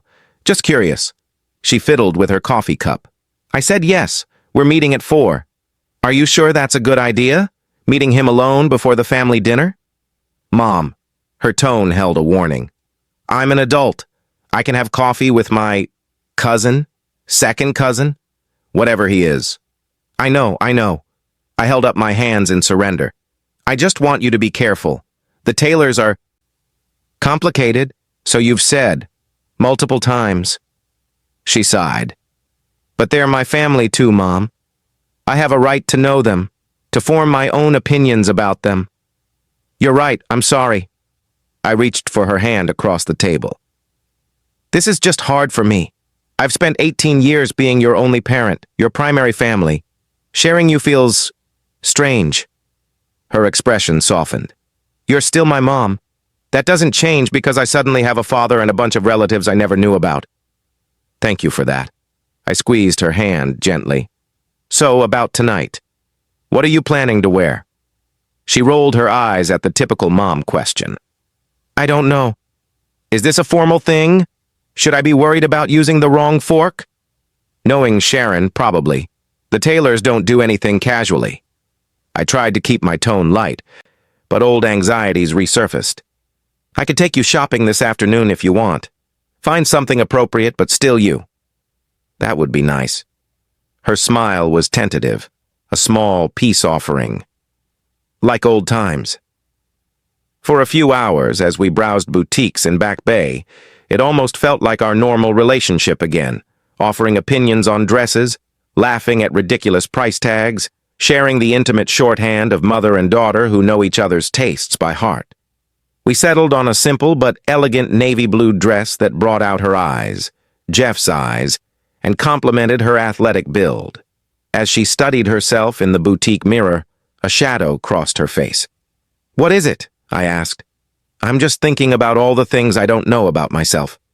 She smoothed the dress over her hips. Medical history, genetic traits, family tendencies, like, does heart disease run in the Taylor family? Cancer? Mental illness? Are there cousins who look exactly like me that I've never met? Those are valid questions, I acknowledged, and ones you deserve answers to. Did you ever think about that? When you decided not to tell Jeff about me? That you were cutting me off from half my medical history? The direct question stung. I did, actually. I researched the Taylor family's public health history as best I could. Richard, Jeff's father, had high blood pressure, but it was managed with medication. Sharon comes from a family with unusual longevity. Her mother lived to 97. I tried to be diligent about your regular checkups, your genetic screenings when they became available. But it wasn't the same as knowing. No, I admitted. It wasn't. After shopping, we parted ways. Abby to meet Ben for coffee, me to return to my hotel to prepare for the evening ahead. As I dressed for dinner, selecting a simple black sheath dress that had served me well in multiple client meetings, I felt like I was armoring myself for battle. The Taylor family dinner, a scenario I'd both dreaded and never truly believed would happen. Jeff texted that he would pick us both up at Abby's dormitory, a practical solution that also provided a united front as we entered the Taylor stronghold. When I arrived at Abby's building, he was already waiting in the lobby, dressed in a tailored suit that probably cost more than my monthly mortgage payment. Heather, he greeted me with a nod, his expression unreadable. Thank you for coming tonight. I know this isn't easy for you. I'm here for Abby, I replied, more sharply than I'd intended. Of course. He didn't rise to the bait. I spoke with my mother this morning, set some ground rules for the evening. And she agreed to them? Sharon Taylor taking direction? I couldn't keep the skepticism from my voice. She's not the ogre you remember, Heather. A hint of defensiveness crept into his tone. She's 80 now, mellowed somewhat with age. Somewhat being the operative word, I imagine. The ghost of a smile touched his lips. She's still Sharon, but she knows I'm serious about making this easy for Abby, and whatever her flaws, she genuinely wants to know her granddaughter. Before I could respond, Abby appeared, looking poised and beautiful in her new dress, though I could detect the nervous tension in the set of her shoulders. You look lovely, Jeff said, his voice softening as he looked at our daughter. Very much a Taylor. Thanks. Abby fidgeted with the small purse I'd lent her. So, who exactly is going to be at this dinner? My mother, of course, Jeff replied as he led us to the waiting car, a sleek black SUV with a driver, naturally. My sister Lisa and her husband Greg, their son Parker, who's about your age, maybe a year older, Ben, whom you've already met. And my father might make an appearance, though he's been in semi-retirement in Florida and doesn't travel much these days. Your sister Lisa, Abby repeated, testing the name. So she's my aunt? Yes, and Parker would be your first cousin. Jeff helped us into the back seat of the SUV, then gave the driver an address I recognized with a start, the Taylor family mansion in Beacon Hill, the scene of so many uncomfortable Sunday dinners during my brief marriage. What about your brother? I asked, remembering the youngest Taylor sibling, Mark, who had been in college during my time with Jeff. Mark lives in London now. He runs our European division. Jeff's expression turned guarded. He's not able to attend on short notice. Something in his tone suggested there was more to the story, but it wasn't the time to press for details. As the SUV navigated Boston's evening traffic, Abby peppered Jeff with questions about the family members she was about to meet. He answered patiently, giving her a brief Taylor family primer that was notably balanced, acknowledging Sharon's formidable personality and penchant for manipulation, while also noting her philanthropy and fierce protection of family. Describing Lisa's warmth and artistic interests that might align with Abby's own creative side, explaining Ben's scientific background and genuine enthusiasm for connecting with newfound relatives. I watched Abby absorbing this information, mentally preparing herself for the evening ahead, and felt a surge of pride at her composure. My daughter had always been adaptable, resourceful in new situations, but this was testing those qualities to their limits. The SUV pulled up to the imposing brick mansion, its windows glowing with warm light that belied the emotional complexity waiting inside. A house I'd last seen 19 years earlier, walking out with a suitcase and tear-stained cheeks, vowing never to return. Yet here I was, about to cross that threshold again, with the daughter no one inside had known existed until 2 days ago. Jeff must have sensed my hesitation because he touched my arm briefly. "It'll be fine. We'll get through this together for Abby's sake." The unexpected "we" caught me off guard. For 19 years, there had been no "we" between Jeff Taylor and me. Only the memory of a failed marriage and the secret of a child he never knew. Now, as we ascended the steps to his family home, the dynamics were shifting yet again, creating a new and uncertain reality none of us had anticipated. Is it possible to truly forgive someone who kept your child from you for 18 years? Hit that like button if you believe in second chances, and subscribe now to see what happens when Heather comes face to face with the Taylor family who once rejected her, but now claims her daughter as their own. The heavy oak door opened before Jeff could ring the bell, revealing Sharon Taylor herself, elegant as ever in a perfectly tailored pantsuit, her silver hair swept into a sophisticated updo. Time had etched more lines around her eyes and mouth, but she stood as straight and proud as she had 2 decades earlier. Her gaze swept over us, lingering longest on Abby, cataloging every feature with the precision of a jeweler assessing a rare gem. "Abigail," she said finally, her voice rich with an emotion I couldn't quite identify. "Welcome to your family home." Abby stiffened beside me. "Thank you for having us, Mrs. Taylor." "You must call me grandmother, dear. We are family. After all." Sharon's smile didn't quite reach her eyes as they shifted to me. "Heather, what a surprise to see you here." "Mom's here as my guest," Abby stated firmly, linking her arm through mine. "We're a package deal." I squeezed her arm gratefully, touched by her loyalty. "Of course," Sharon replied smoothly, though the tightening around her mouth revealed her displeasure. "Please, come in. Everyone is eager to meet you." The foyer was exactly as I remembered, marble floors, antique sideboard, oil paintings of stern-looking Taylor ancestors lining the walls. The house smelled the same, too, a combination of lemon polish, old books, and the faint floral notes of Sharon's signature perfume. Jeff placed a protective hand on Abby's back as we followed Sharon into the formal living room, where the rest of the family waited. I recognized Lisa immediately. She had the same blue Taylor eyes as Jeff and Abby, though her once blonde hair was now a stylish silver bob. Beside her stood a distinguished man with salt and pepper hair who must be Greg, her investment banker husband, a young man who could only be their son. Parker lounged on the sofa, his casual posture at odds with the formal setting. Ben, whom I'd never met, stood by the fireplace, younger than Jeff, with the same Taylor height, but a leaner build and scholarly demeanor that matched his genetics research background. "Everyone," Jeff announced, his voice carrying the authority of the family's de facto leader. "This is my daughter, Abby, and her mother, Heather, whom some of you already know." Lisa was the first to approach, her expression a mixture of curiosity and warmth. "Abby, it's wonderful to meet you. I'm your Aunt Lisa." She extended her hand, then seemed to think better of it and offered a quick, slightly awkward hug instead. "This is all quite a shock, but a lovely one." "Nice to meet you," Abby replied, her practiced social smile firmly in place. Ben stepped forward next. "We meet again, cousin. Glad you could join the family circus?"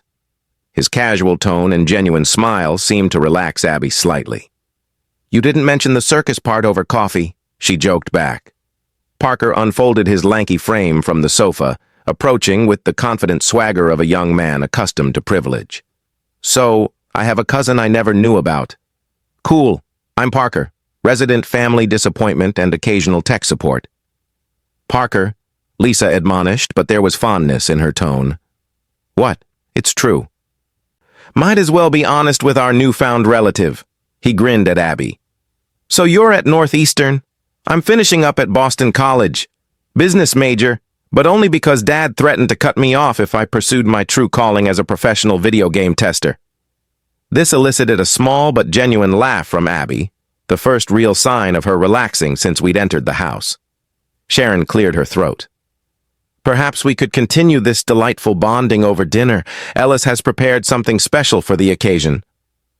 The dining room was intimidatingly formal: crystal chandelier, antique mahogany table that could seat 20, silver place settings that had probably been in the family for generations. I'd always hated meals in this room during my marriage, feeling scrutinized with every bite, every comment, every gesture. Now, watching Abby take in the grandeur with wide eyes, I worried about the impression all this opulence might make on a young woman accustomed to our comfortable but modest home in Seattle.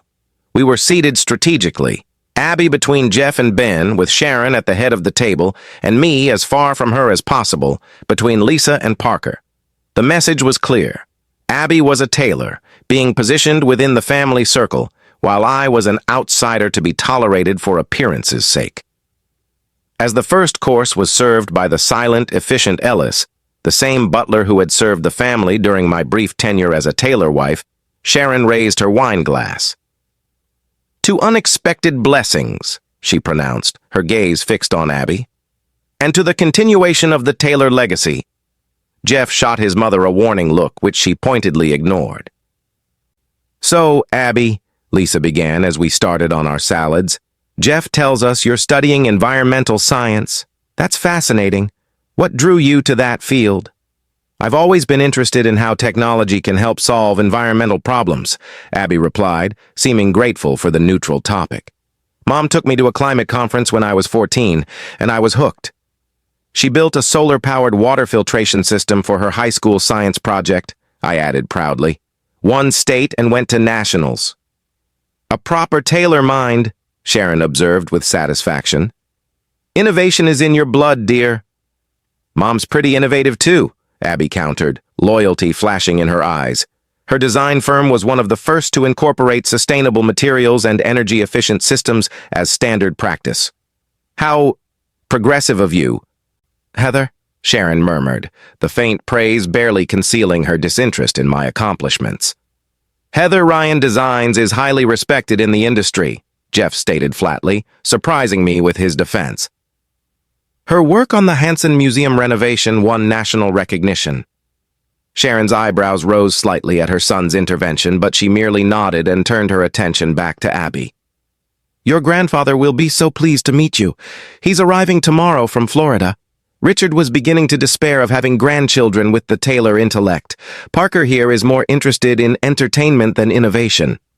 "Guilty as charged," Parker agreed cheerfully, seemingly immune to his grandmother's disapproval. Though in my defense, the gaming industry is worth billions. I'm just approaching the family business from a different angle. "And what about your mother, dear?" Sharon continued, ignoring Parker's comment.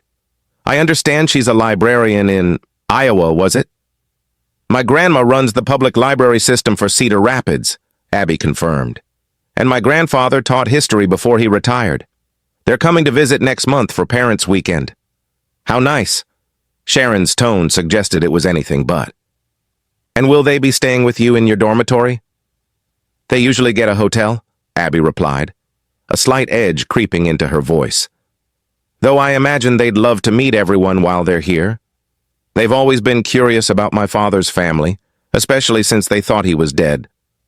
The blunt statement landed like a bomb at the dinner table, creating a moment of awkward silence. Yes, well, Sharon recovered smoothly. We'll certainly arrange something appropriate.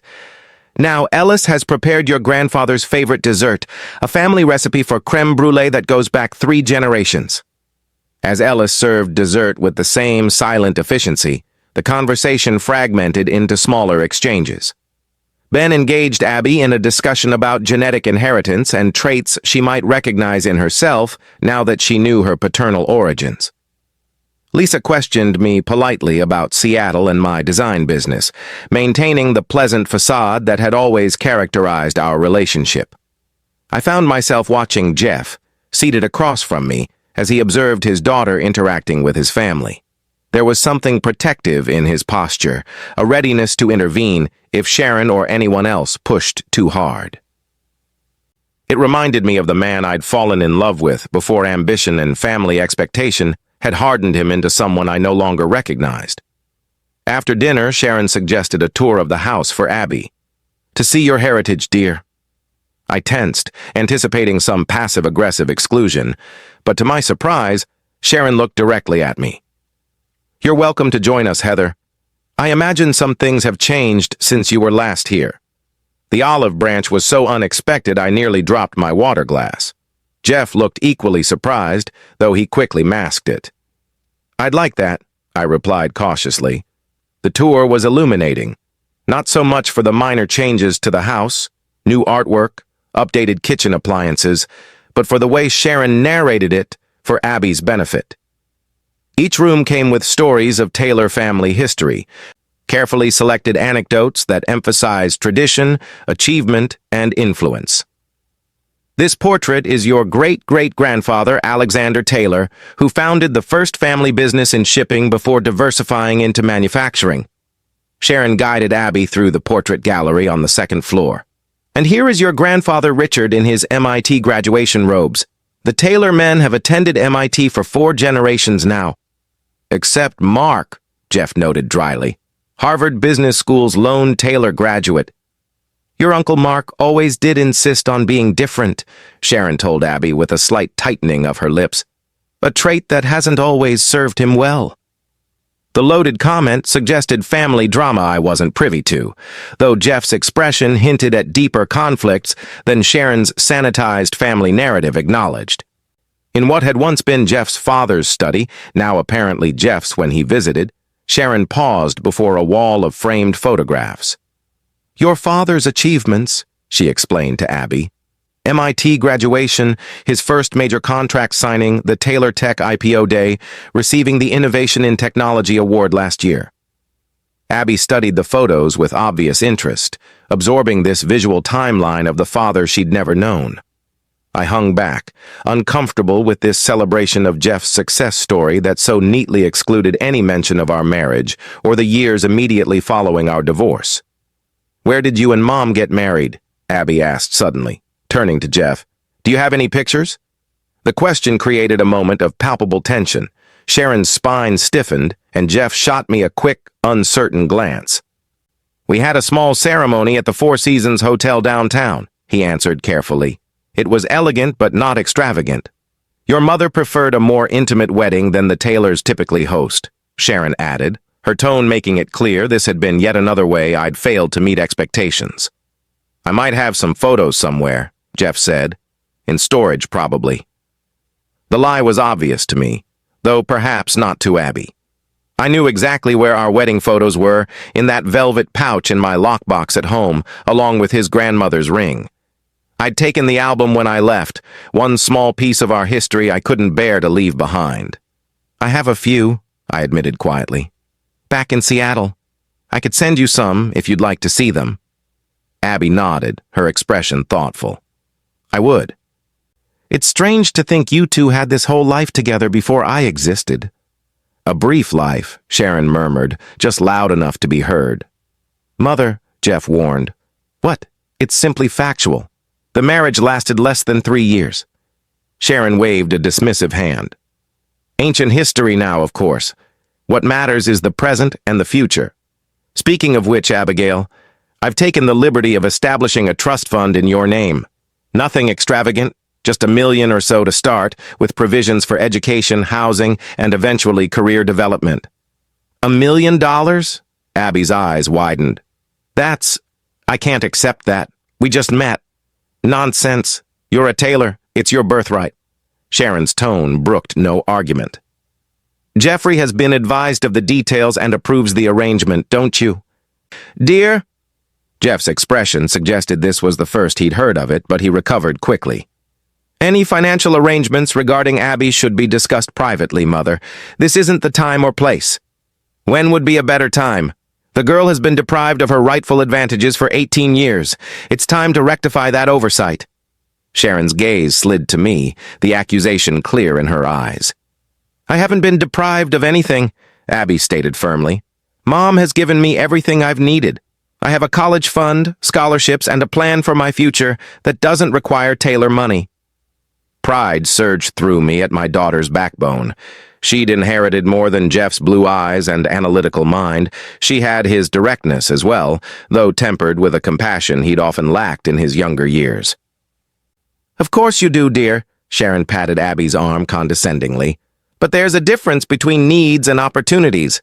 The Taylor name opens doors that talent alone cannot. I think we've covered enough family history for one evening, Jeff interjected smoothly. Abby has classes tomorrow, and it's getting late. The hint was clear, and Sharon, for once, didn't push. Of course. This is just the beginning of our relationship, after all. We have plenty of time to discuss your future, Abigail. As we made our goodbyes in the foyer, Lisa pulled me aside while Jeff and Abby were engaged with Ben and Parker. It's good to see you, Heather, she said quietly, despite the circumstances. You too, Lisa. You were always kind to me. It was true. Of all the Taylors, Jeff's sister had been the most welcoming, the least judgmental of my background. For what it's worth, I think you've done an amazing job with Abby. She's poised, intelligent, and seems genuinely grounded. Her gaze drifted to where Abby was laughing at something Parker had said. Not always a given in our family, as you know. Thank you. That means a lot. Lisa hesitated, then added, Jeff was different after you left. Harder, more focused on the business, less interested in anything else. It wasn't until the last few years that he started to find some balance again. Her expression turned serious. This discovery has shaken him deeply, Heather. I've never seen him so emotional. Before I could respond, Jeff approached, keys in hand. Ready to go? The car's waiting. The ride back to campus was quieter than the journey to the Taylor mansion. All three of us processing the evening in our own ways.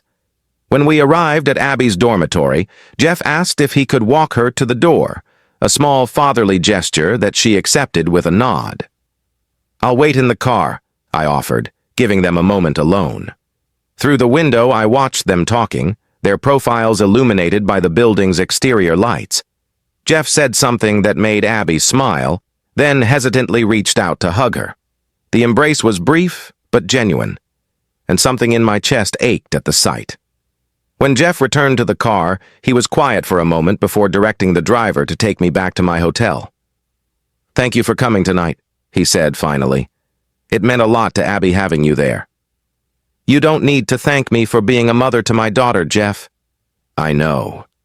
But I'm grateful anyway. He stared out the window at the passing city lights. My mother was, well, she was Sharon, but I think overall it went as well as could be expected. She's already trying to buy Abby's affection with trust funds and Taylor legacy talk. I'll handle my mother, he assured me. Make it clear that any financial decisions regarding Abby go through both of us, and only with her consent. The both of us caught me off guard again.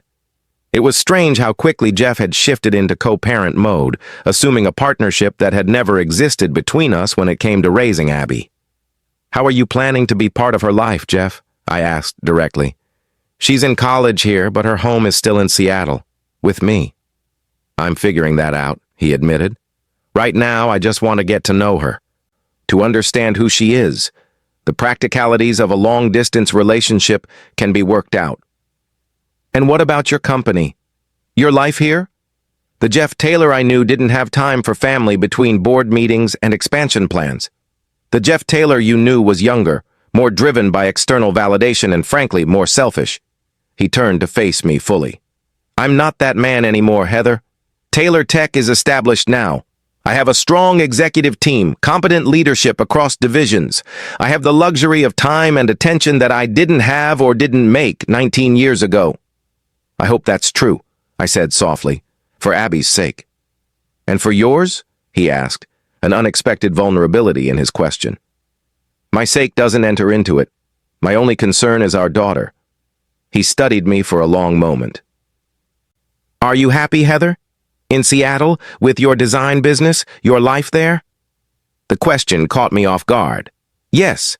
I've built something I'm proud of. A career, a home, a community. Why? Just curious. He looked away again. I wondered sometimes over the years what happened to you after you left Boston. Whether you'd remarried, had more children. I didn't, I answered simply. My focus was on Abby and my career. Dating was complicated with a young child and never a priority. You didn't trust men after me, he observed, his tone neutral but his eyes sharp when they met mine again. I didn't trust myself, I corrected. My judgment. I fell so hard and fast for you, Jeff, and look how that turned out. The car pulled up to my hotel before he could respond, saving us both from a conversation neither of us was ready for. I'll call you tomorrow, he said as I gathered my purse. We should talk about next steps, how to navigate this new reality. All right. I paused, then added, Abby has parents' weekend next month. My parents are coming. You might want to meet them. They're Abby's family, too. I'd like that, he replied, genuine interest in his voice. Very much. As I watched the car pull away, I realized how thoroughly my carefully constructed life had been upended in just a few days. The wall I'd built between my past and present had not just cracked, it had completely collapsed, leaving me to figure out how to integrate 2 decades that had never been meant to intersect. One DNA test, uploaded on a whim for a college project, had rewritten all our futures in ways none of us could have predicted. If you've ever had your past come back to challenge your carefully constructed present, hit that like button. And subscribe now to discover what happens when Abby's newfound Taylor identity begins to change her in ways Heather never anticipated. And Jeff faces a family crisis that forces him to choose between the daughter he's just discovered and the legacy he's spent his life building. The weeks following the Taylor family dinner took on a surreal quality. After 19 years of carefully constructed distance from my past, Jeff Taylor was suddenly a regular presence in my life. Or more accurately, in Abby's life. He'd insisted I extend my stay in Boston, arranging for my hotel accommodations for as long as necessary to help Abby adjust to her new family reality. My first instinct had been to refuse, to maintain the independence I'd cultivated for nearly 2 decades. But Abby had asked me to stay, her eyes betraying a vulnerability I rarely saw in my self-assured daughter.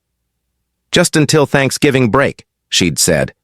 Then we can both fly home to Seattle for the holiday. So I'd called Grace, my assistant, and arranged to work remotely, managing my design firm through video calls and delegated site visits.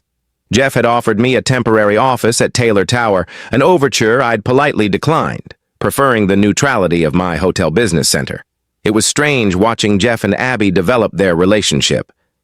He approached fatherhood with the same focused intensity he brought to business, scheduling regular appointments with her between her classes and study sessions, learning her preferences, her habits, her dreams. He never pushed, never demanded, but made himself consistently available in a way that surprised me. He's different than I expected, I admitted to Lisa over coffee, 2 weeks after the family dinner. Jeff's sister had reached out, suggesting we reconnect while I remained in Boston. More patient, less domineering. Lisa stirred her latte thoughtfully. Jeff did a lot of work on himself after you left. The divorce, then Lauren's betrayal a year later, it hit him harder than he let anyone see. He threw himself into Taylor Tech for a while, became exactly what everyone feared. All business, no heart.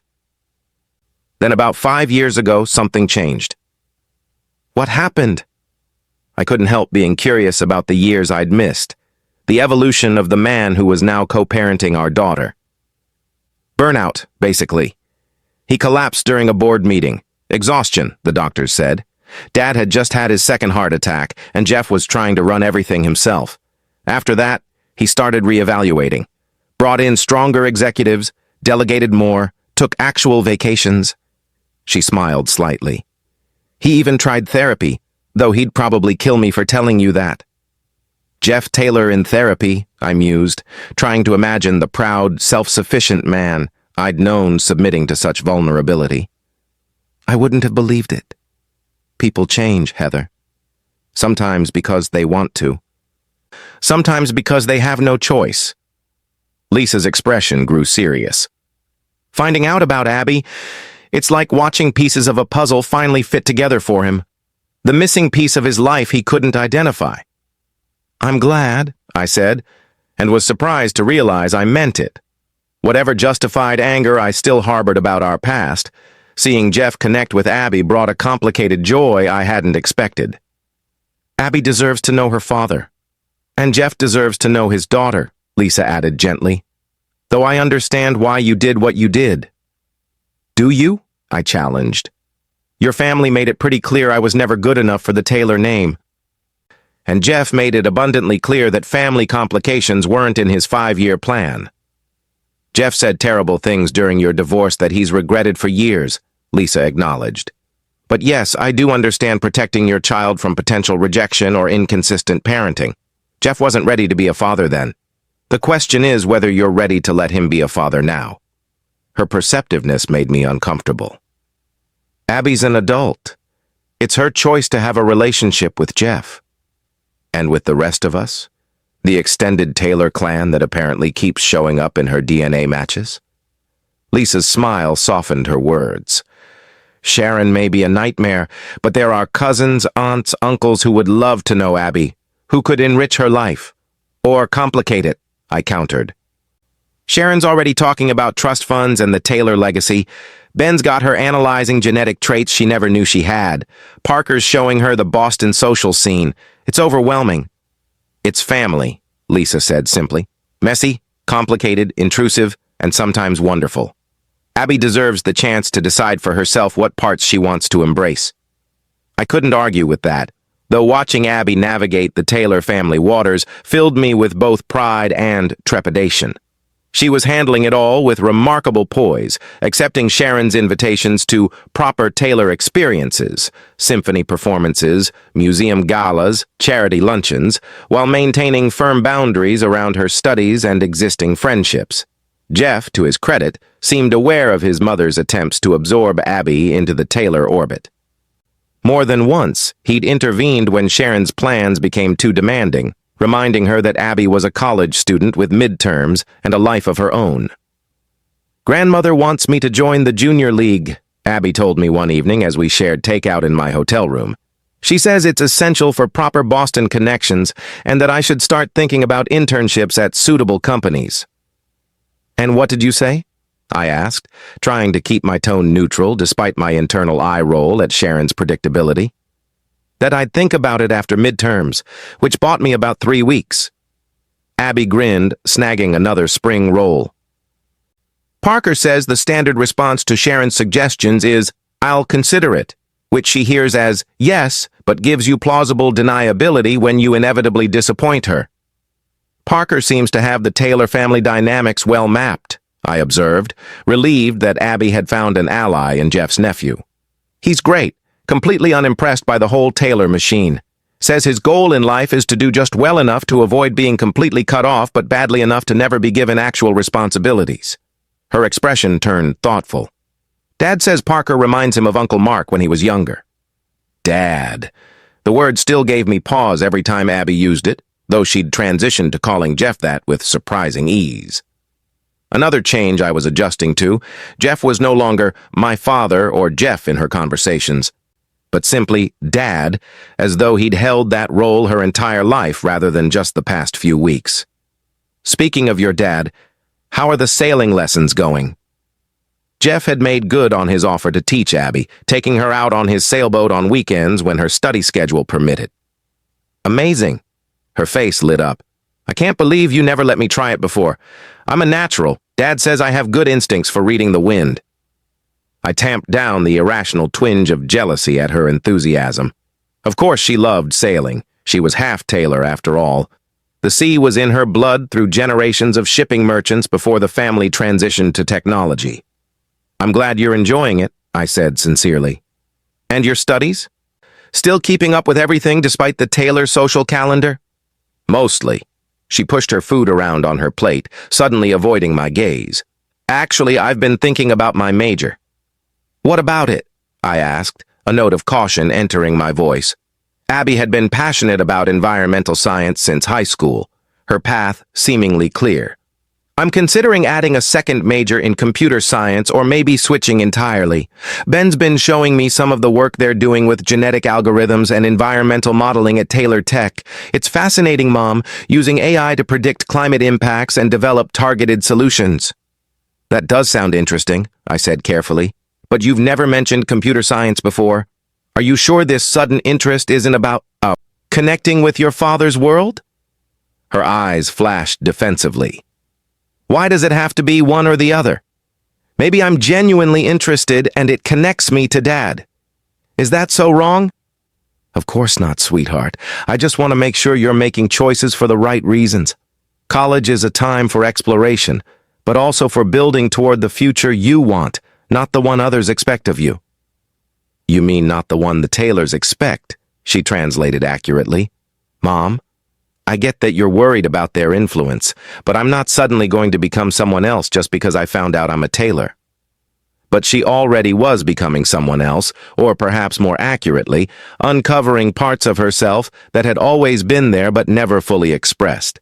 The analytical precision, the strategic thinking, the competitive drive, traits I'd attributed to her unique personality, now revealed themselves as Taylor inheritance. I reached across the table to squeeze her hand. I trust you, Abby. I just want you to be happy. I am happy. Her expression softened. Confused sometimes, overwhelmed often, but also, I don't know, more complete. Like I finally understand parts of myself that never made sense before. As October turned to November, my extended Boston stay began to strain my business arrangements back in Seattle. 2 major clients needed on-site consultations I couldn't delegate, and my remote work setup, while functional, wasn't sustainable long-term. I need to go back to Seattle next week, I told Abby over our now regular Sunday brunch.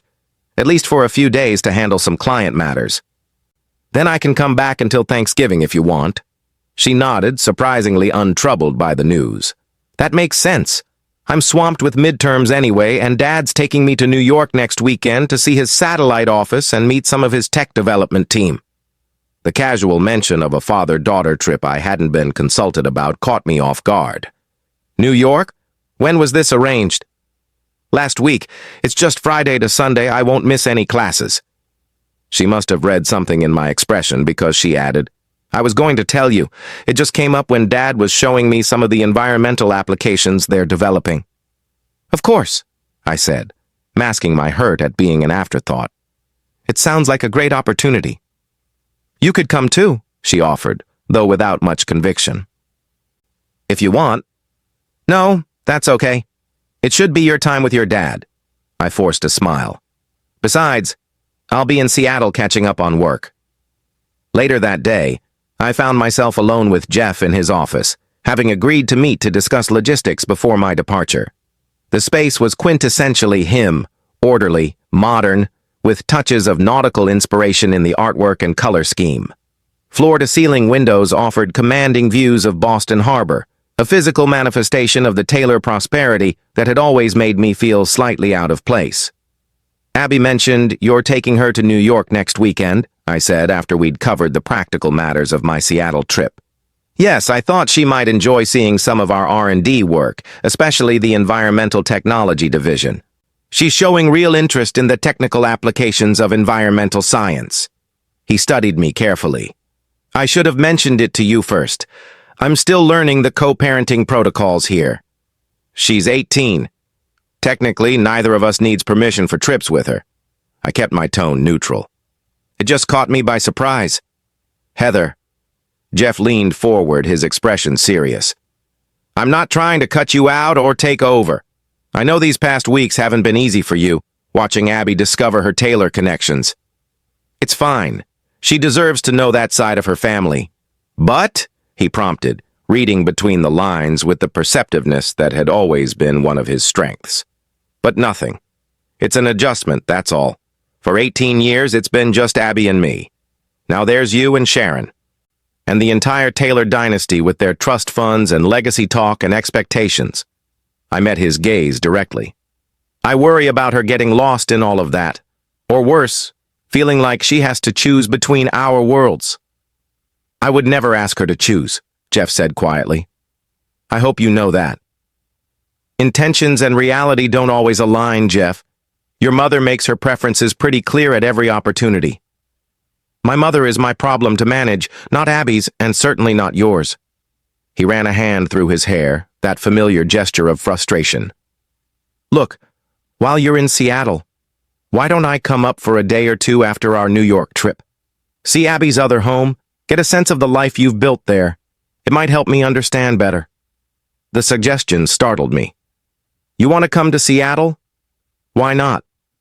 Abby talks about it constantly, her high school, the tennis courts where she trained, the lake where you taught her to swim. It's half of who she is, Heather. I want to know all of her, not just the parts that fit into my world here. His sincerity caught me off guard, as did the genuine interest in understanding Abby's life beyond Boston. It was another example of how this Jeff differed from the man I'd known, more reflective, more aware of perspectives beyond his own. All right, I agreed cautiously. That might be good for Abby, to see that you value her whole life, not just the Taylor parts. And maybe good for us too, he added, his voice careful. To establish some kind of working relationship as her parents. We're going to be connected through Abby for the rest of our lives, Heather. Finding a comfortable way to navigate that seems important. He was right, of course. Whatever our past, Abby's discovery had linked us permanently in a way neither of us had anticipated. Learning to coexist, perhaps even cooperate, was the only sensible path forward. I'll text you my address, I said, standing to leave. Let me know your flight details when you have them. Returning to Seattle felt both comforting and strange, as though I was visiting my own life rather than living it. I moved through my routines, morning coffee on the deck overlooking Lake Washington, client meetings, dinner with friends who'd been curious about my extended Boston stay, with an odd sense of detachment. Everything was exactly as I'd left it, and yet nothing felt the same.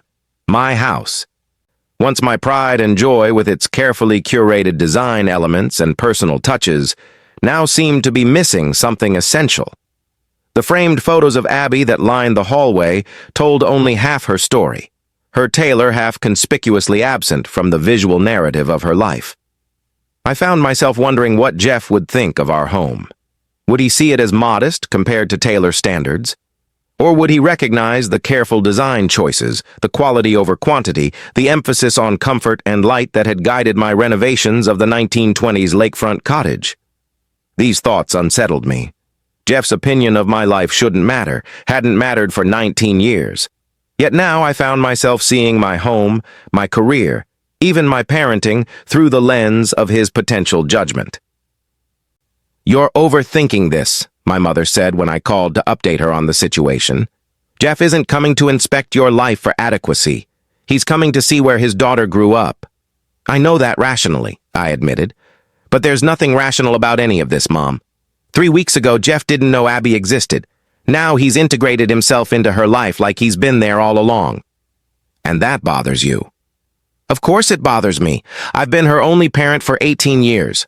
I've been everything to her, mother, father, provider, protector, and now Jeff swoops in with his billions and his sailing lessons and his Taylor tech opportunities, and suddenly I'm...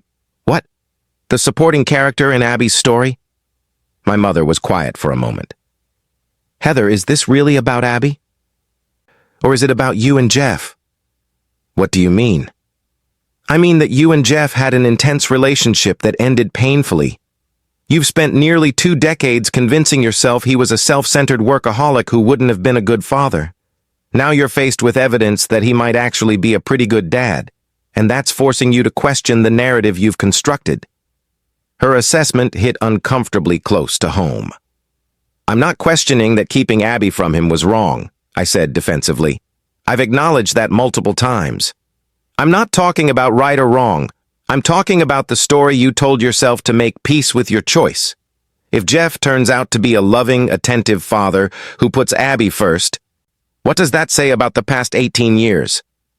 That I robbed them both of a relationship they should have had, I whispered, the guilt I'd been suppressing rising to the surface. Or that people change, my mother countered gently. The Jeff Taylor you left might not have been ready for fatherhood. The Jeff Taylor who exists now might be. Both things can be true without invalidating your choices. Her words stayed with me as I prepared for Jeff's visit, finding a strange comfort in the possibility that we had both changed, evolved into people who could perhaps forge a new kind of relationship based on their shared love for their daughter. Jeff arrived on a Tuesday afternoon, having taken Abby back to Boston after their New York weekend before flying to Seattle. I'd offered to pick him up at the airport, but he'd declined. Arriving at my door in a rental car with the self-assured navigation of someone accustomed to finding his way in unfamiliar cities. Your home is beautiful, he said, after I'd given him the brief tour. He stood in my living room, taking in the wall of windows overlooking the lake, the thoughtful blend of modern and vintage elements that defined my design aesthetic. It suits you, warm, inviting, but with clean lines and purposeful spaces. I can see why Abby loves it here. Thank you, I replied, oddly touched by his genuine appreciation. It's been a labor of love. I bought it when Abby was 3, when my business was just taking off. It was a disaster then, leaking roof, ancient plumbing, floors damaged beyond repair. But the bones were good, and the location. I gestured to the lake view. Worth the investment, he finished for me. You always had an eye for potential, even back when we met. You saw possibilities in spaces others had written off. The unexpected reference to our past made me pause. We'd been carefully avoiding direct mentions of our relationship, focusing instead on Abby and present arrangements. Would you like some coffee? Or something stronger? I offered, seeking the safety of host protocols. Coffee would be great. Then maybe you could show me some of Abby's favorite places? She mentioned a park where you used to take her sailing lessons. The acceptable kind, apparently, in small boats tethered to docks. His smile held no judgment, only amusement at Abby's description. Green Lake Park, I confirmed. She took sailing lessons there in middle school, small craft only, with instructors and safety boats nearby. Very different from open water sailing on Boston Harbor. But still sailing, he noted, still drawn to the water despite your reservations. I hadn't thought of it that way before. How even in my attempts to protect Abby from connections to her Taylor heritage, certain proclivities had emerged naturally. Her love of water, her competitive drive, her methodical approach to problem-solving, all traits she shared with Jeff, genetically embedded despite my efforts to shape a different narrative. We spent the afternoon visiting Abby's landmarks, her high school with its championship tennis courts, the local cafe where she'd held her first part-time job, the community center where she'd volunteered teaching environmental science to elementary students. Jeff absorbed it all with genuine interest, asking questions that revealed his desire to understand the daughter he'd missed knowing. She had a good childhood here, he said as we walked along Green Lake, the late afternoon sun casting long shadows across the water. You created a wonderful life for her, Heather. I need you to know I see that, and I'm grateful for it. She made it easy, I replied, the familiar refrain whenever anyone complimented my parenting. Abby's always been special, determined, focused, compassionate. Like her mother, Jeff observed quietly. I glanced at him, surprised by the compliment. And her father. The determination, at least, and the focus, the compassion. That wasn't always your strongest trait, as I recall. He winced slightly. I deserved that. I wasn't very compassionate during our divorce, or in the months leading up to it. Success was my sole metric for happiness then. professional accomplishments, market domination, beating competitors. It took losing you, then nearly losing everything else that mattered, to understand how empty that kind of success can be. "What do you mean, nearly losing everything?" I asked, curious despite myself. Jeff was quiet for a moment, as though debating how much to share. "About 5 years ago, I pushed myself to the breaking point, working 20-hour days, micromanaging every aspect of Taylor Tech, trying to handle my father's health crisis and the company's global expansion simultaneously. I collapsed during a board meeting, complete physical shutdown. The doctors called it extreme exhaustion, but it was more than that. It was a spiritual emptiness, a hollowness at the core of everything I'd built." "Lisa mentioned something about that," I admitted. "She said it changed you." "It forced me to reevaluate everything. I took a 3-month sabbatical, the first real break I'd had since college. Spent time sailing, thinking, reading philosophy instead of business strategies for the first time in years." He smiled ruefully. "I even tried therapy, though I'd deny it if you quoted me." "Your secret's safe with me," I assured him, returning his smile. "So what changed? Besides taking actual vacations?" I started asking different questions. Not, how can Taylor Tech dominate the market? But, how can our technology improve lives? Not, what will impress the board? But, what would make me proud of my legacy? He looked out across the lake, his expression reflective. "I realized I'd built an empire, but had no one to share it with, no purpose beyond accumulation and expansion. And now?" I asked softly. "Now I have a daughter I never knew existed. A brilliant, beautiful young woman who carries my DNA but your values, who challenges me to be better, to think beyond quarterly reports and market share." He turned to face me directly. "And I have you back in my life, in whatever limited capacity, reminding me of the man I once wanted to be before ambition consumed everything else." The raw honesty in his voice caught me off guard. This vulnerability, this willingness to acknowledge weakness and failure, was so unlike the Jeff I'd known that for a moment I felt disoriented, as though speaking to a familiar stranger. "I'm not the same person either," I offered, feeling a reciprocal honesty was required. Raising Abby alone, building my business from nothing, it changed me too, made me more self-sufficient, more cautious, more protective of what matters. Too protective, perhaps, he suggested gently. At least when it came to telling her the truth about me. I couldn't deny it. Yes, I was protecting her, but I was also protecting myself.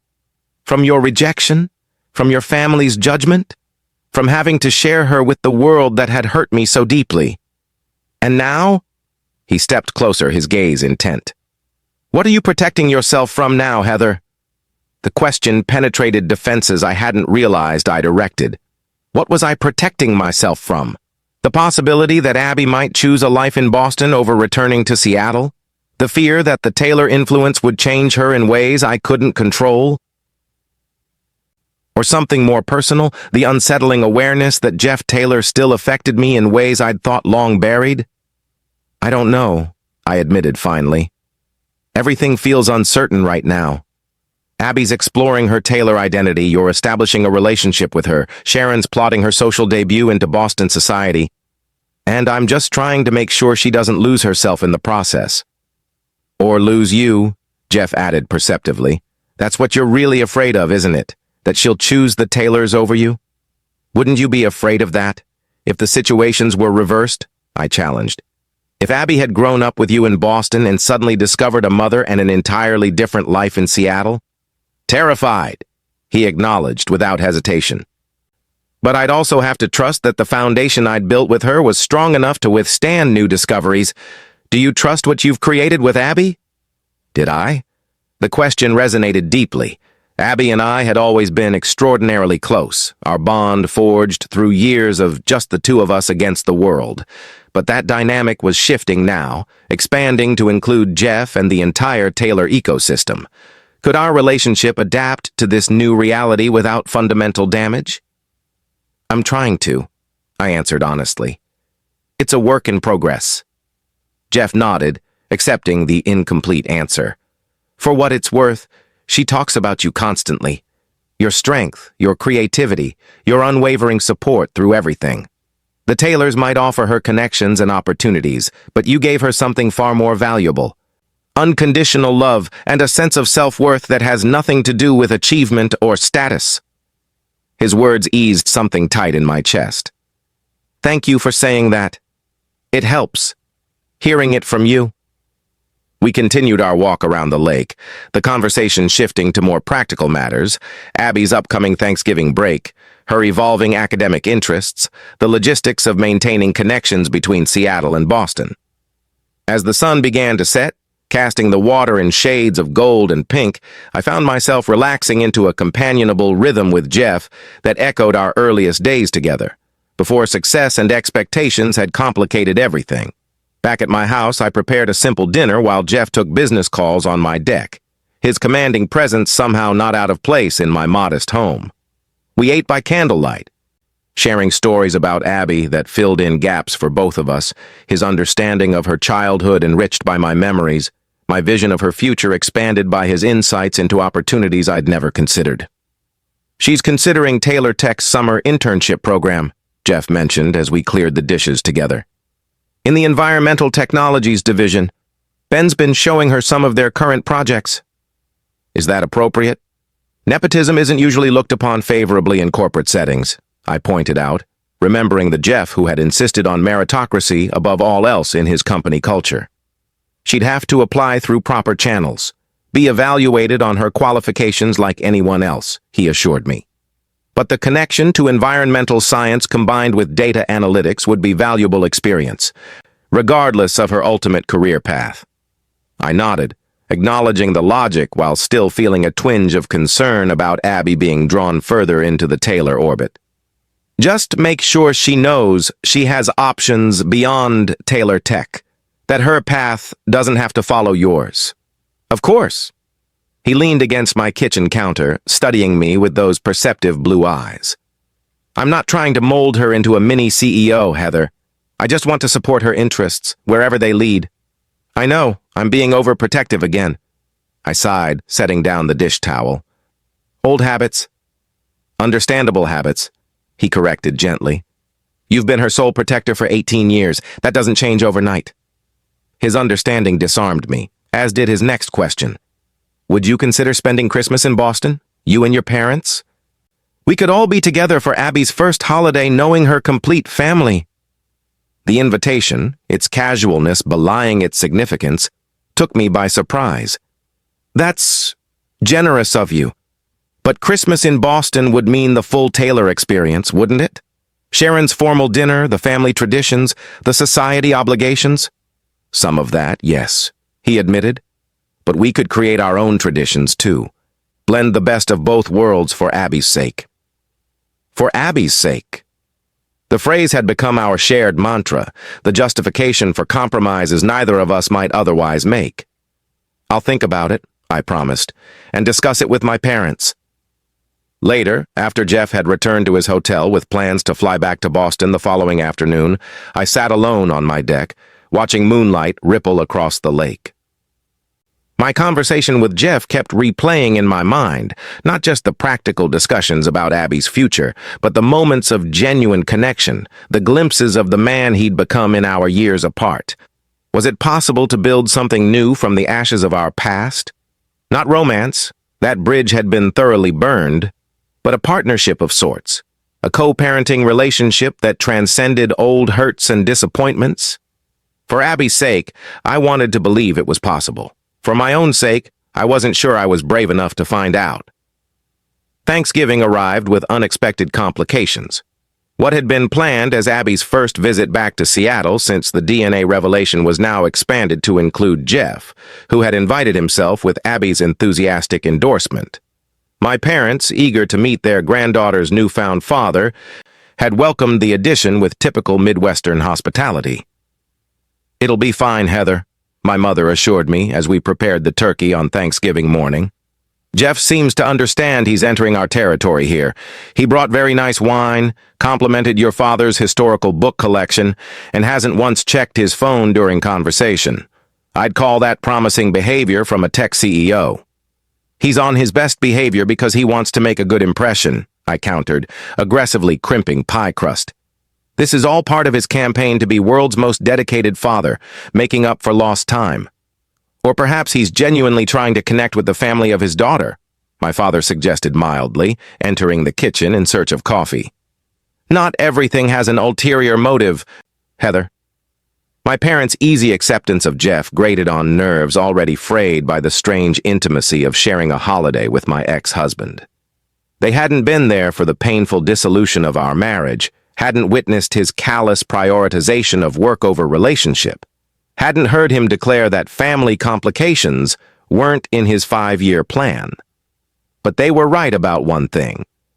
The Jeff who sat in my living room discussing historical biographies with my father while Abby napped on the couch was demonstrating none of those past behaviors. He was present, engaged, genuinely interested in my parents' lives and opinions. He asked thoughtful questions about their careers, listened attentively to my father's stories about teaching history to disinterested teenagers, and expressed sincere admiration for my mother's work modernizing the local library system. He's nothing like I expected, my mother confided as we set the dining table. From the way you described him, I thought he'd be cold, calculating, constantly distracted by business concerns. He was, once, I admitted. Or maybe I only saw that side of him toward the end, when Taylor Tech consumed everything. People change, Heather, sometimes dramatically. Your father was a workaholic our first few years of marriage, missed anniversaries, worked through vacations, the whole cliché. It took time and communication for him to find balance. Jeff and I didn't have time, I said softly. By the time I realized how unhappy I was, he was already involved with Lauren, and then the divorce, and finding out about Abby. There was no path back from that. Perhaps not back, my mother agreed, but forward. That path seems to be forming whether you planned for it or not. Thanksgiving dinner itself was surprisingly pleasant, Abby bridging any conversational gaps with enthusiastic stories about her Boston experiences, Jeff adding context where needed but never dominating the discussion. My parents shared embarrassing childhood anecdotes about me that made Abby laugh uncontrollably, and Jeff watched me with an expression I couldn't quite decipher, something between amusement and regret. After dinner, as my parents insisted on handling cleanup while Abby showed Jeff her childhood photo albums, I escaped to the deck for a moment of solitude. The November air was chilly but refreshing after the emotional complexity of the day. "Mind if I join you?" Jeff's voice came from behind me. I turned to find him holding 2 glasses of wine, offering one to me. "Sure, though it's getting cold out here." "I don't mind the cold. Boston winters build character, or so my mother always claimed." He handed me a glass and leaned against the railing, looking out at the darkened lake. "Your parents are wonderful people, Heather. I see where you get your warmth, your intellectual curiosity, your quiet strength." "They like you too," I admitted. "Though they're easily charmed." "Not according to Abby.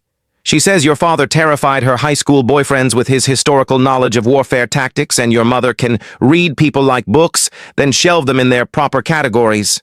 I laughed, despite myself. "That sounds like them."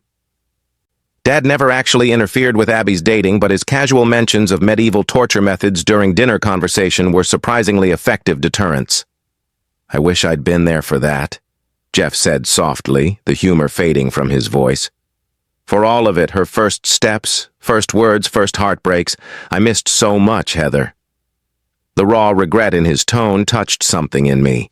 "I'm sorry for that," I said sincerely. "Whatever my justifications, I was wrong to keep her from you, to not give you the chance to be her father.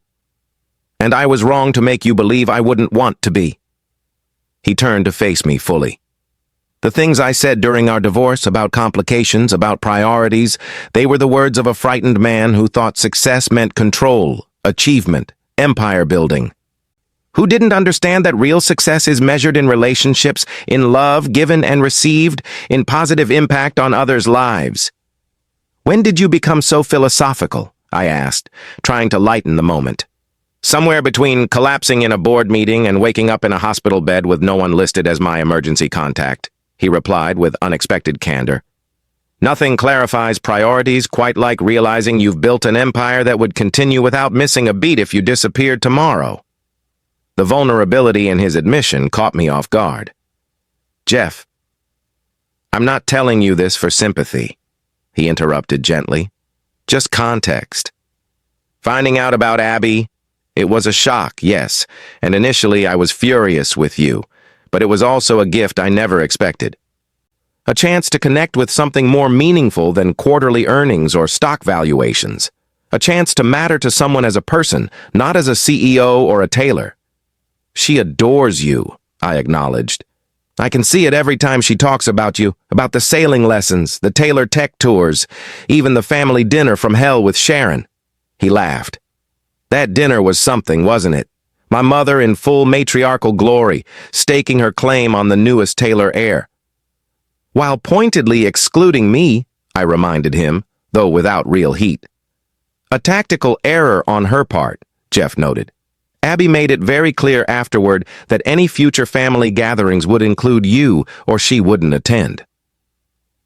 She's got the Taylor stubbornness, but your sense of loyalty. The thought of Abby defending me to Sharon brought a warm glow that counteracted the November chill. She's always been fiercely protective of the people she loves. It's one of her best qualities. One of many, Jeff agreed. He hesitated, then added, She told me she's decided to stay in Boston for winter break, other than coming home for Christmas week. Ben's offered to let her shadow him at the genetics lab, and she wants to attend some lectures at MIT about environmental data modeling. The news, while not entirely unexpected, still stung. Winter break had always been our special time. 2 uninterrupted weeks of mother-daughter adventures, holiday traditions, and lazy days in pajamas watching classic movies. I see, I said carefully. That sounds like a valuable opportunity for her. She's worried about telling you, afraid you'll feel she's choosing the Taylors over you. Jeff's perception was uncomfortably accurate. I told her you'd understand, that you've always supported her growth and interests, even when they took her in unexpected directions. Of course I understand, I said automatically, the good mother response overriding my actual feelings. She should take advantage of these opportunities. That's why she's in college, to explore, to discover new paths. Jeff studied me for a long moment. It's okay to be disappointed, Heather, to want more time with her. I feel the same way about the 18 years I missed. But the reality is she's building a life that incorporates both of us now, along with extended family, academic interests, new friends. Our job is to support that expansion, not resist it. When did you get so wise about parenting? I asked, only half joking. I've been reading books, he admitted with a slight smile, about late-stage parenting, supporting adult children, healthy boundaries. The basics I should have learned years ago. The image of Jeff Taylor, Boston's most formidable CEO, reading parenting books to better understand his newly discovered adult daughter, was oddly endearing. It spoke to a humility, a willingness to learn and grow that the Jeff I'd known had often lacked. We're both figuring this out as we go, I offered. There's no manual for our specific situation. No, he agreed. But we're doing all right, don't you think? For 2 people who couldn't communicate effectively 19 years ago, we've managed some productive co-parenting these past 2 months. He was right. Despite the awkwardness, the old hurts, the new complications, Jeff and I had found a way to prioritize Abby's needs above our own discomfort. It wasn't perfect, but it was functional, perhaps even evolving into something resembling a friendship. We have, I acknowledged. Though the real test will be Christmas with your mother. If we survive Sharon's formal dinner without incident, we'll have achieved co-parenting nirvana. Jeff laughed, the sound warming the chilly air between us. I'll run interference. Consider it my Christmas gift to you. I'll hold you to that, I warned, but I was smiling too. As we stood there on my deck, the distance between us seemed both vast and insignificant. 19 years of separate lives creating a gulf that our shared love for Abby was slowly bridging, not erasing the past, but creating the possibility of a different kind of future. The weeks following Thanksgiving brought new developments. Abby formally declared a double major in environmental science and computer science, a decision I supported despite recognizing the Taylor influence behind it. Jeff arranged for my parents to stay at his Beacon Hill home for our Christmas visit, a gesture of inclusion that surprised and touched me.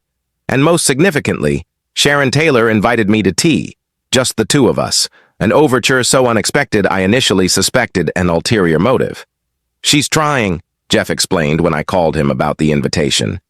"In her Sharon way, Abby's made it clear that you're a non-negotiable part of her life, which means my mother has to adapt or risk losing access to her only granddaughter. So it's strategic acceptance, not genuine reconciliation," I noted dryly. "With Sharon, strategic acceptance is the first step. Genuine anything comes much later, if at all." His tone was affectionate despite the criticism. "But I think you should go. If nothing else, it signals your willingness to be civil for Abby's sake." He was right, of course. So I found myself on a crisp December afternoon, seated in Sharon Taylor's formal parlor, being served Earl Grey in delicate porcelain cups that probably cost more than my monthly car payment. "Thank you for coming, Heather," Sharon began, her perfect posture and calculated smile unchanged from 19 years earlier. "I thought it important that we establish some understanding between us, given Abigail's connection to both our lives." "I appreciate the invitation," I replied neutrally. "Abby's happiness is my priority, and that includes healthy relationships with her extended family." Sharon nodded approvingly. "Precisely. While we may have had our differences in the past, those should not impact Abigail's integration into the Taylor family circle." Integration. Such a clinical term for what was essentially Sharon's ongoing campaign to absorb Abby into the Taylor dynasty. "Abby is her own person," I said carefully. "She'll decide for herself how much integration she wants with any part of her family, Taylor or Ryan." "Of course," Sharon agreed smoothly. "But surely you recognize the advantages the Taylor connection offers her. Educational opportunities, social networks, financial security, all resources that will benefit her future." "Abby has never lacked for any of those things," I countered, keeping my voice level despite the implied criticism.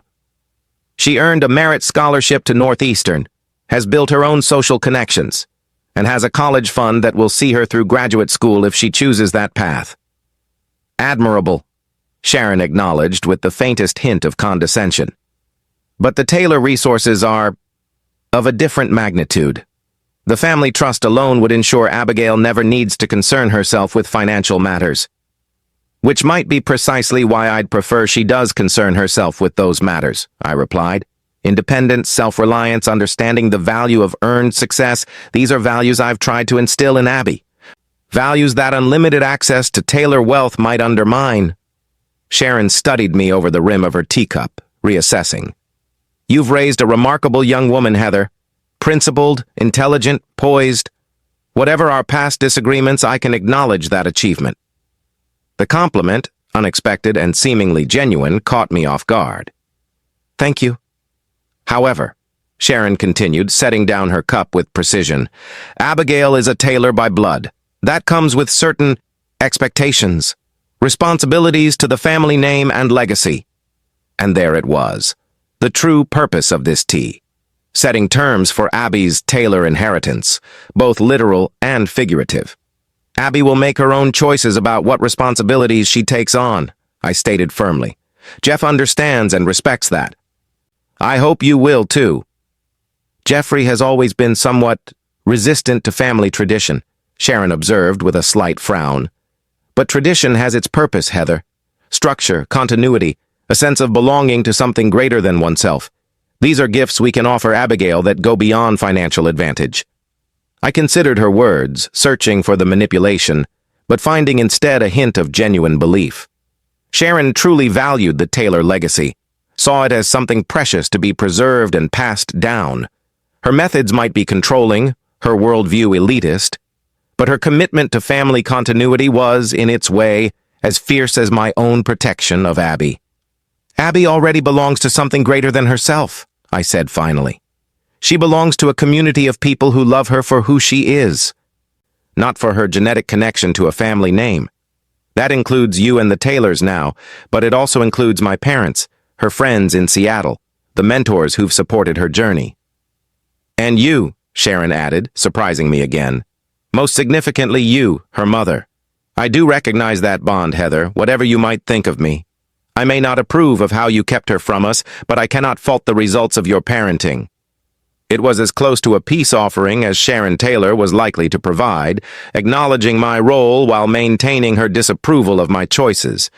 In the complex calculation of our new family dynamic, it represented progress, however limited.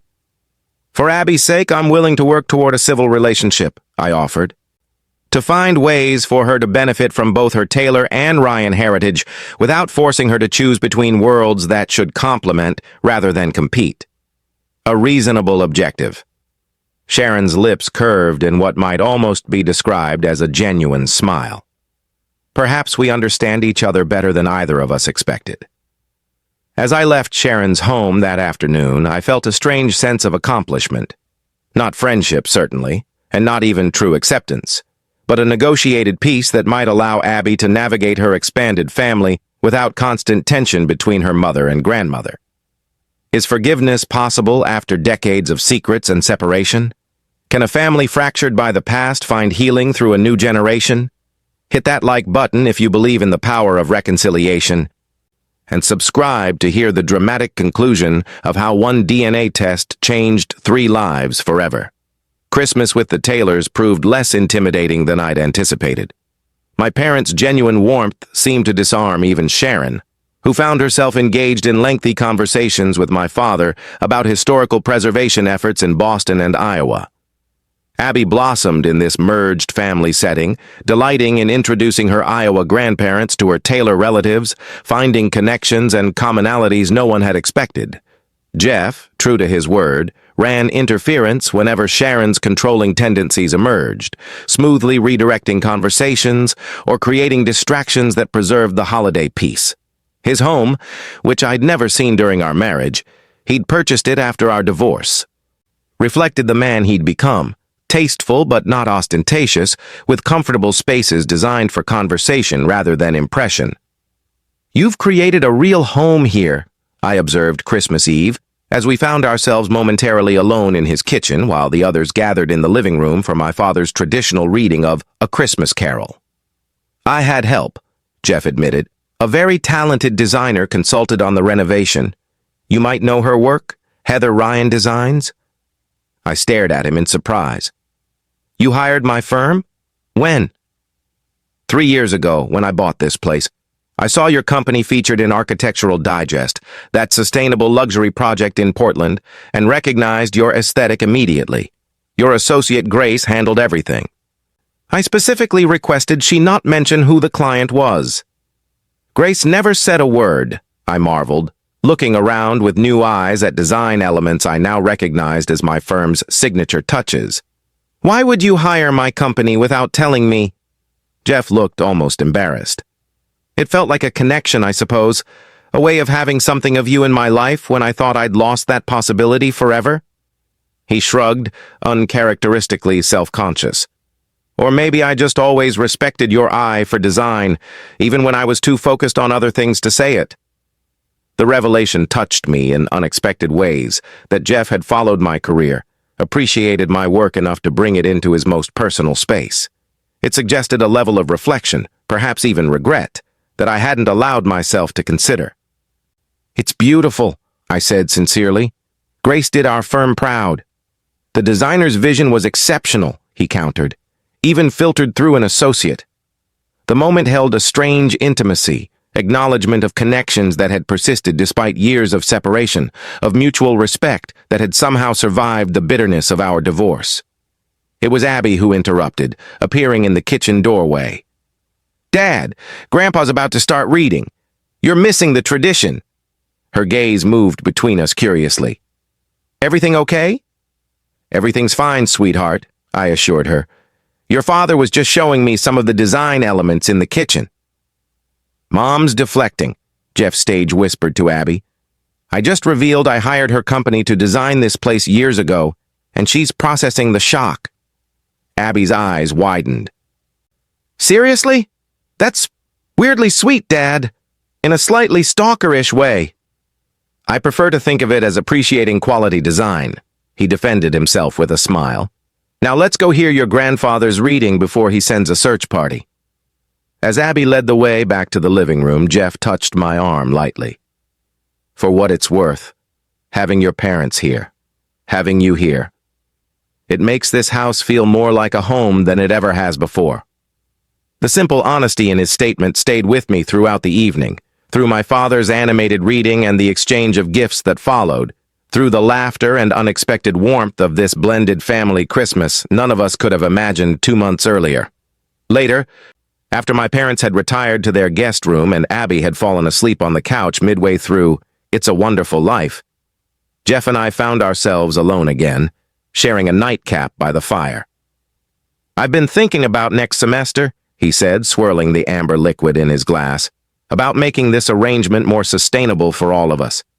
What arrangement? I asked, though I suspected I knew where he was heading. This cross-country co-parenting. The constant flights, the extended hotel stays, the disruption to your business. He met my gaze directly. I'd like to propose an alternative. I'm listening. I kept my tone neutral, though a flutter of anxiety stirred in my chest. Taylor Tech is expanding our Seattle presence. We've acquired a smaller firm there and we'll need executive leadership on site. I could relocate, at least part-time initially, maintain the Boston headquarters but spend perhaps half my time in Seattle. The proposal was so unexpected, I momentarily lost the ability to respond. You would move to Seattle? For Abby? For Abby primarily, yes, but also to make this situation workable for all of us. You shouldn't have to upend your life and business to maintain your relationship with your daughter. And I've discovered I enjoy the Pacific Northwest. The pace, the environment, the innovation happening there. What about Sharon? The Taylor family obligations? Boston society? I've survived Boston society for 42 years. I think I've paid my dues. His smile held a touch of the rebellion that had first attracted me to him decades earlier. As for my mother, she'll adapt. She always does. And she can visit. Seattle has excellent hotels with appropriate thread counts. The idea of Jeff establishing a presence in Seattle, of Abby being able to maintain connections to both her worlds without constant cross-country flights, held obvious practical appeal. But it also represented a significant shift in our carefully negotiated post-DNA test reality. Jeff wouldn't just be Abby's father from afar. He would become part of our local landscape, a regular presence in our Seattle lives. You'd really do that? I asked, still processing the implications. Restructure your entire company leadership, split your time between coasts, face down Sharon's inevitable disapproval, all for more time with Abby? Not just for Abby, Jeff replied quietly. For the chance to know my daughter fully, yes. But also for the opportunity to truly make amends for the past, to prove through actions, not just words, that I've changed, that family matters more to me now than corporate expansion or tailored traditions. The sincerity in his voice, the willingness to upend his carefully ordered life for this new priority, spoke to a transformation more profound than I'd allowed myself to recognize. This wasn't just Jeff adapting to unexpected fatherhood. This was Jeff fundamentally reordering his value system, placing relationship above achievement, connection above control. It would mean a lot to Abby, I acknowledged, having both of us accessible without having to choose between Boston and Seattle. And to you? He asked, his gaze steady. What would it mean to you, Heather? The question carried weight beyond its simple phrasing, asking not just about logistical preferences, but about emotional boundaries, about my willingness to allow Jeff more permanent entry into the life I'd built without him. It would take some adjustment, I admitted. After 18 years of being Abby's only parent, sharing that role is challenging enough from opposite coasts. Having you in Seattle, being a regular part of her life there, our lives, that's a bigger shift. But not necessarily an unwelcome one? His question held no pressure, only genuine inquiry. I considered my answer carefully. No, not unwelcome. Different, unexpected, but potentially good. For Abby primarily, but maybe for all of us. The smile that spread across his face held a warmth I remembered from our earliest days together, before corporate ambition and family expectations had hardened his features, before betrayal and bitterness had shattered our connection. "Then I'll start the arrangements after New Year's," he decided. "Nothing immediate. These transitions take time. But perhaps by spring I could establish a Seattle base." "Spring," I repeated, the season of renewal seeming appropriately symbolic for this new beginning. "That sounds reasonable." As the fire crackled and snow fell gently outside the windows of Jeff's Boston home, I found myself contemplating the strange journey that had brought us to this moment. From passionate young lovers to bitter ex-spouses, from strangers leading separate lives to cautious co-parents negotiating a shared future, all because our daughter had spit into a plastic tube for a college genetics project. Life's most significant changes often arrive unexpectedly, disguised as disruptions to our carefully constructed plans. Abby's DNA test had been exactly that, a disruption that threatened everything I thought I knew about my life, my daughter, my future. Yet sitting here with Jeff, watching the snow transform the world outside into something new and beautiful, I could acknowledge that some disruptions, painful as they may be initially, create space for growth, reconciliation, and second chances. Not a second chance at romance, that chapter was firmly closed. But perhaps a second chance at family, at partnership of a different kind, at the possibility that the Heather and Jeff who had failed so spectacularly at marriage might succeed at friendship, bound by their shared love for the remarkable young woman sleeping peacefully in the next room. DNA might have revealed biological connections hidden for 18 years, but the true revelation had been what happened afterward, how those scientific facts had catalyzed emotional transformations none of us could have predicted. Jeff discovering the father he could be, Abby uncovering the complete truth of her identity, and me learning that protecting my daughter sometimes meant opening doors I'd kept firmly shut, even when that required facing my own fears and letting go of carefully constructed narratives. "Merry Christmas, Heather," Jeff said softly, raising his glass in a quiet toast. "Merry Christmas, Jeff," I replied, touching my glass to his in acknowledgement of this fragile new peace between us. Outside, the snow continued to fall, covering old landmarks with new possibility, much like the future unfolding before us. Undefined, uncertain, but filled with potential none of us had imagined before a simple DNA test changed everything. If this story touched your heart, hit that subscribe button now. And remember, sometimes the greatest gifts come from unexpected sources, even a mail-order DNA test that reveals the family secrets we never knew we were keeping. Let me know in the comments. Would you have forgiven someone who kept your child from you for 18 years, or would that betrayal be too deep to overcome? Until next time, I'm Mr. Wentworth, reminding you that family, in all its complicated, messy, beautiful forms, is the greatest legacy we leave behind.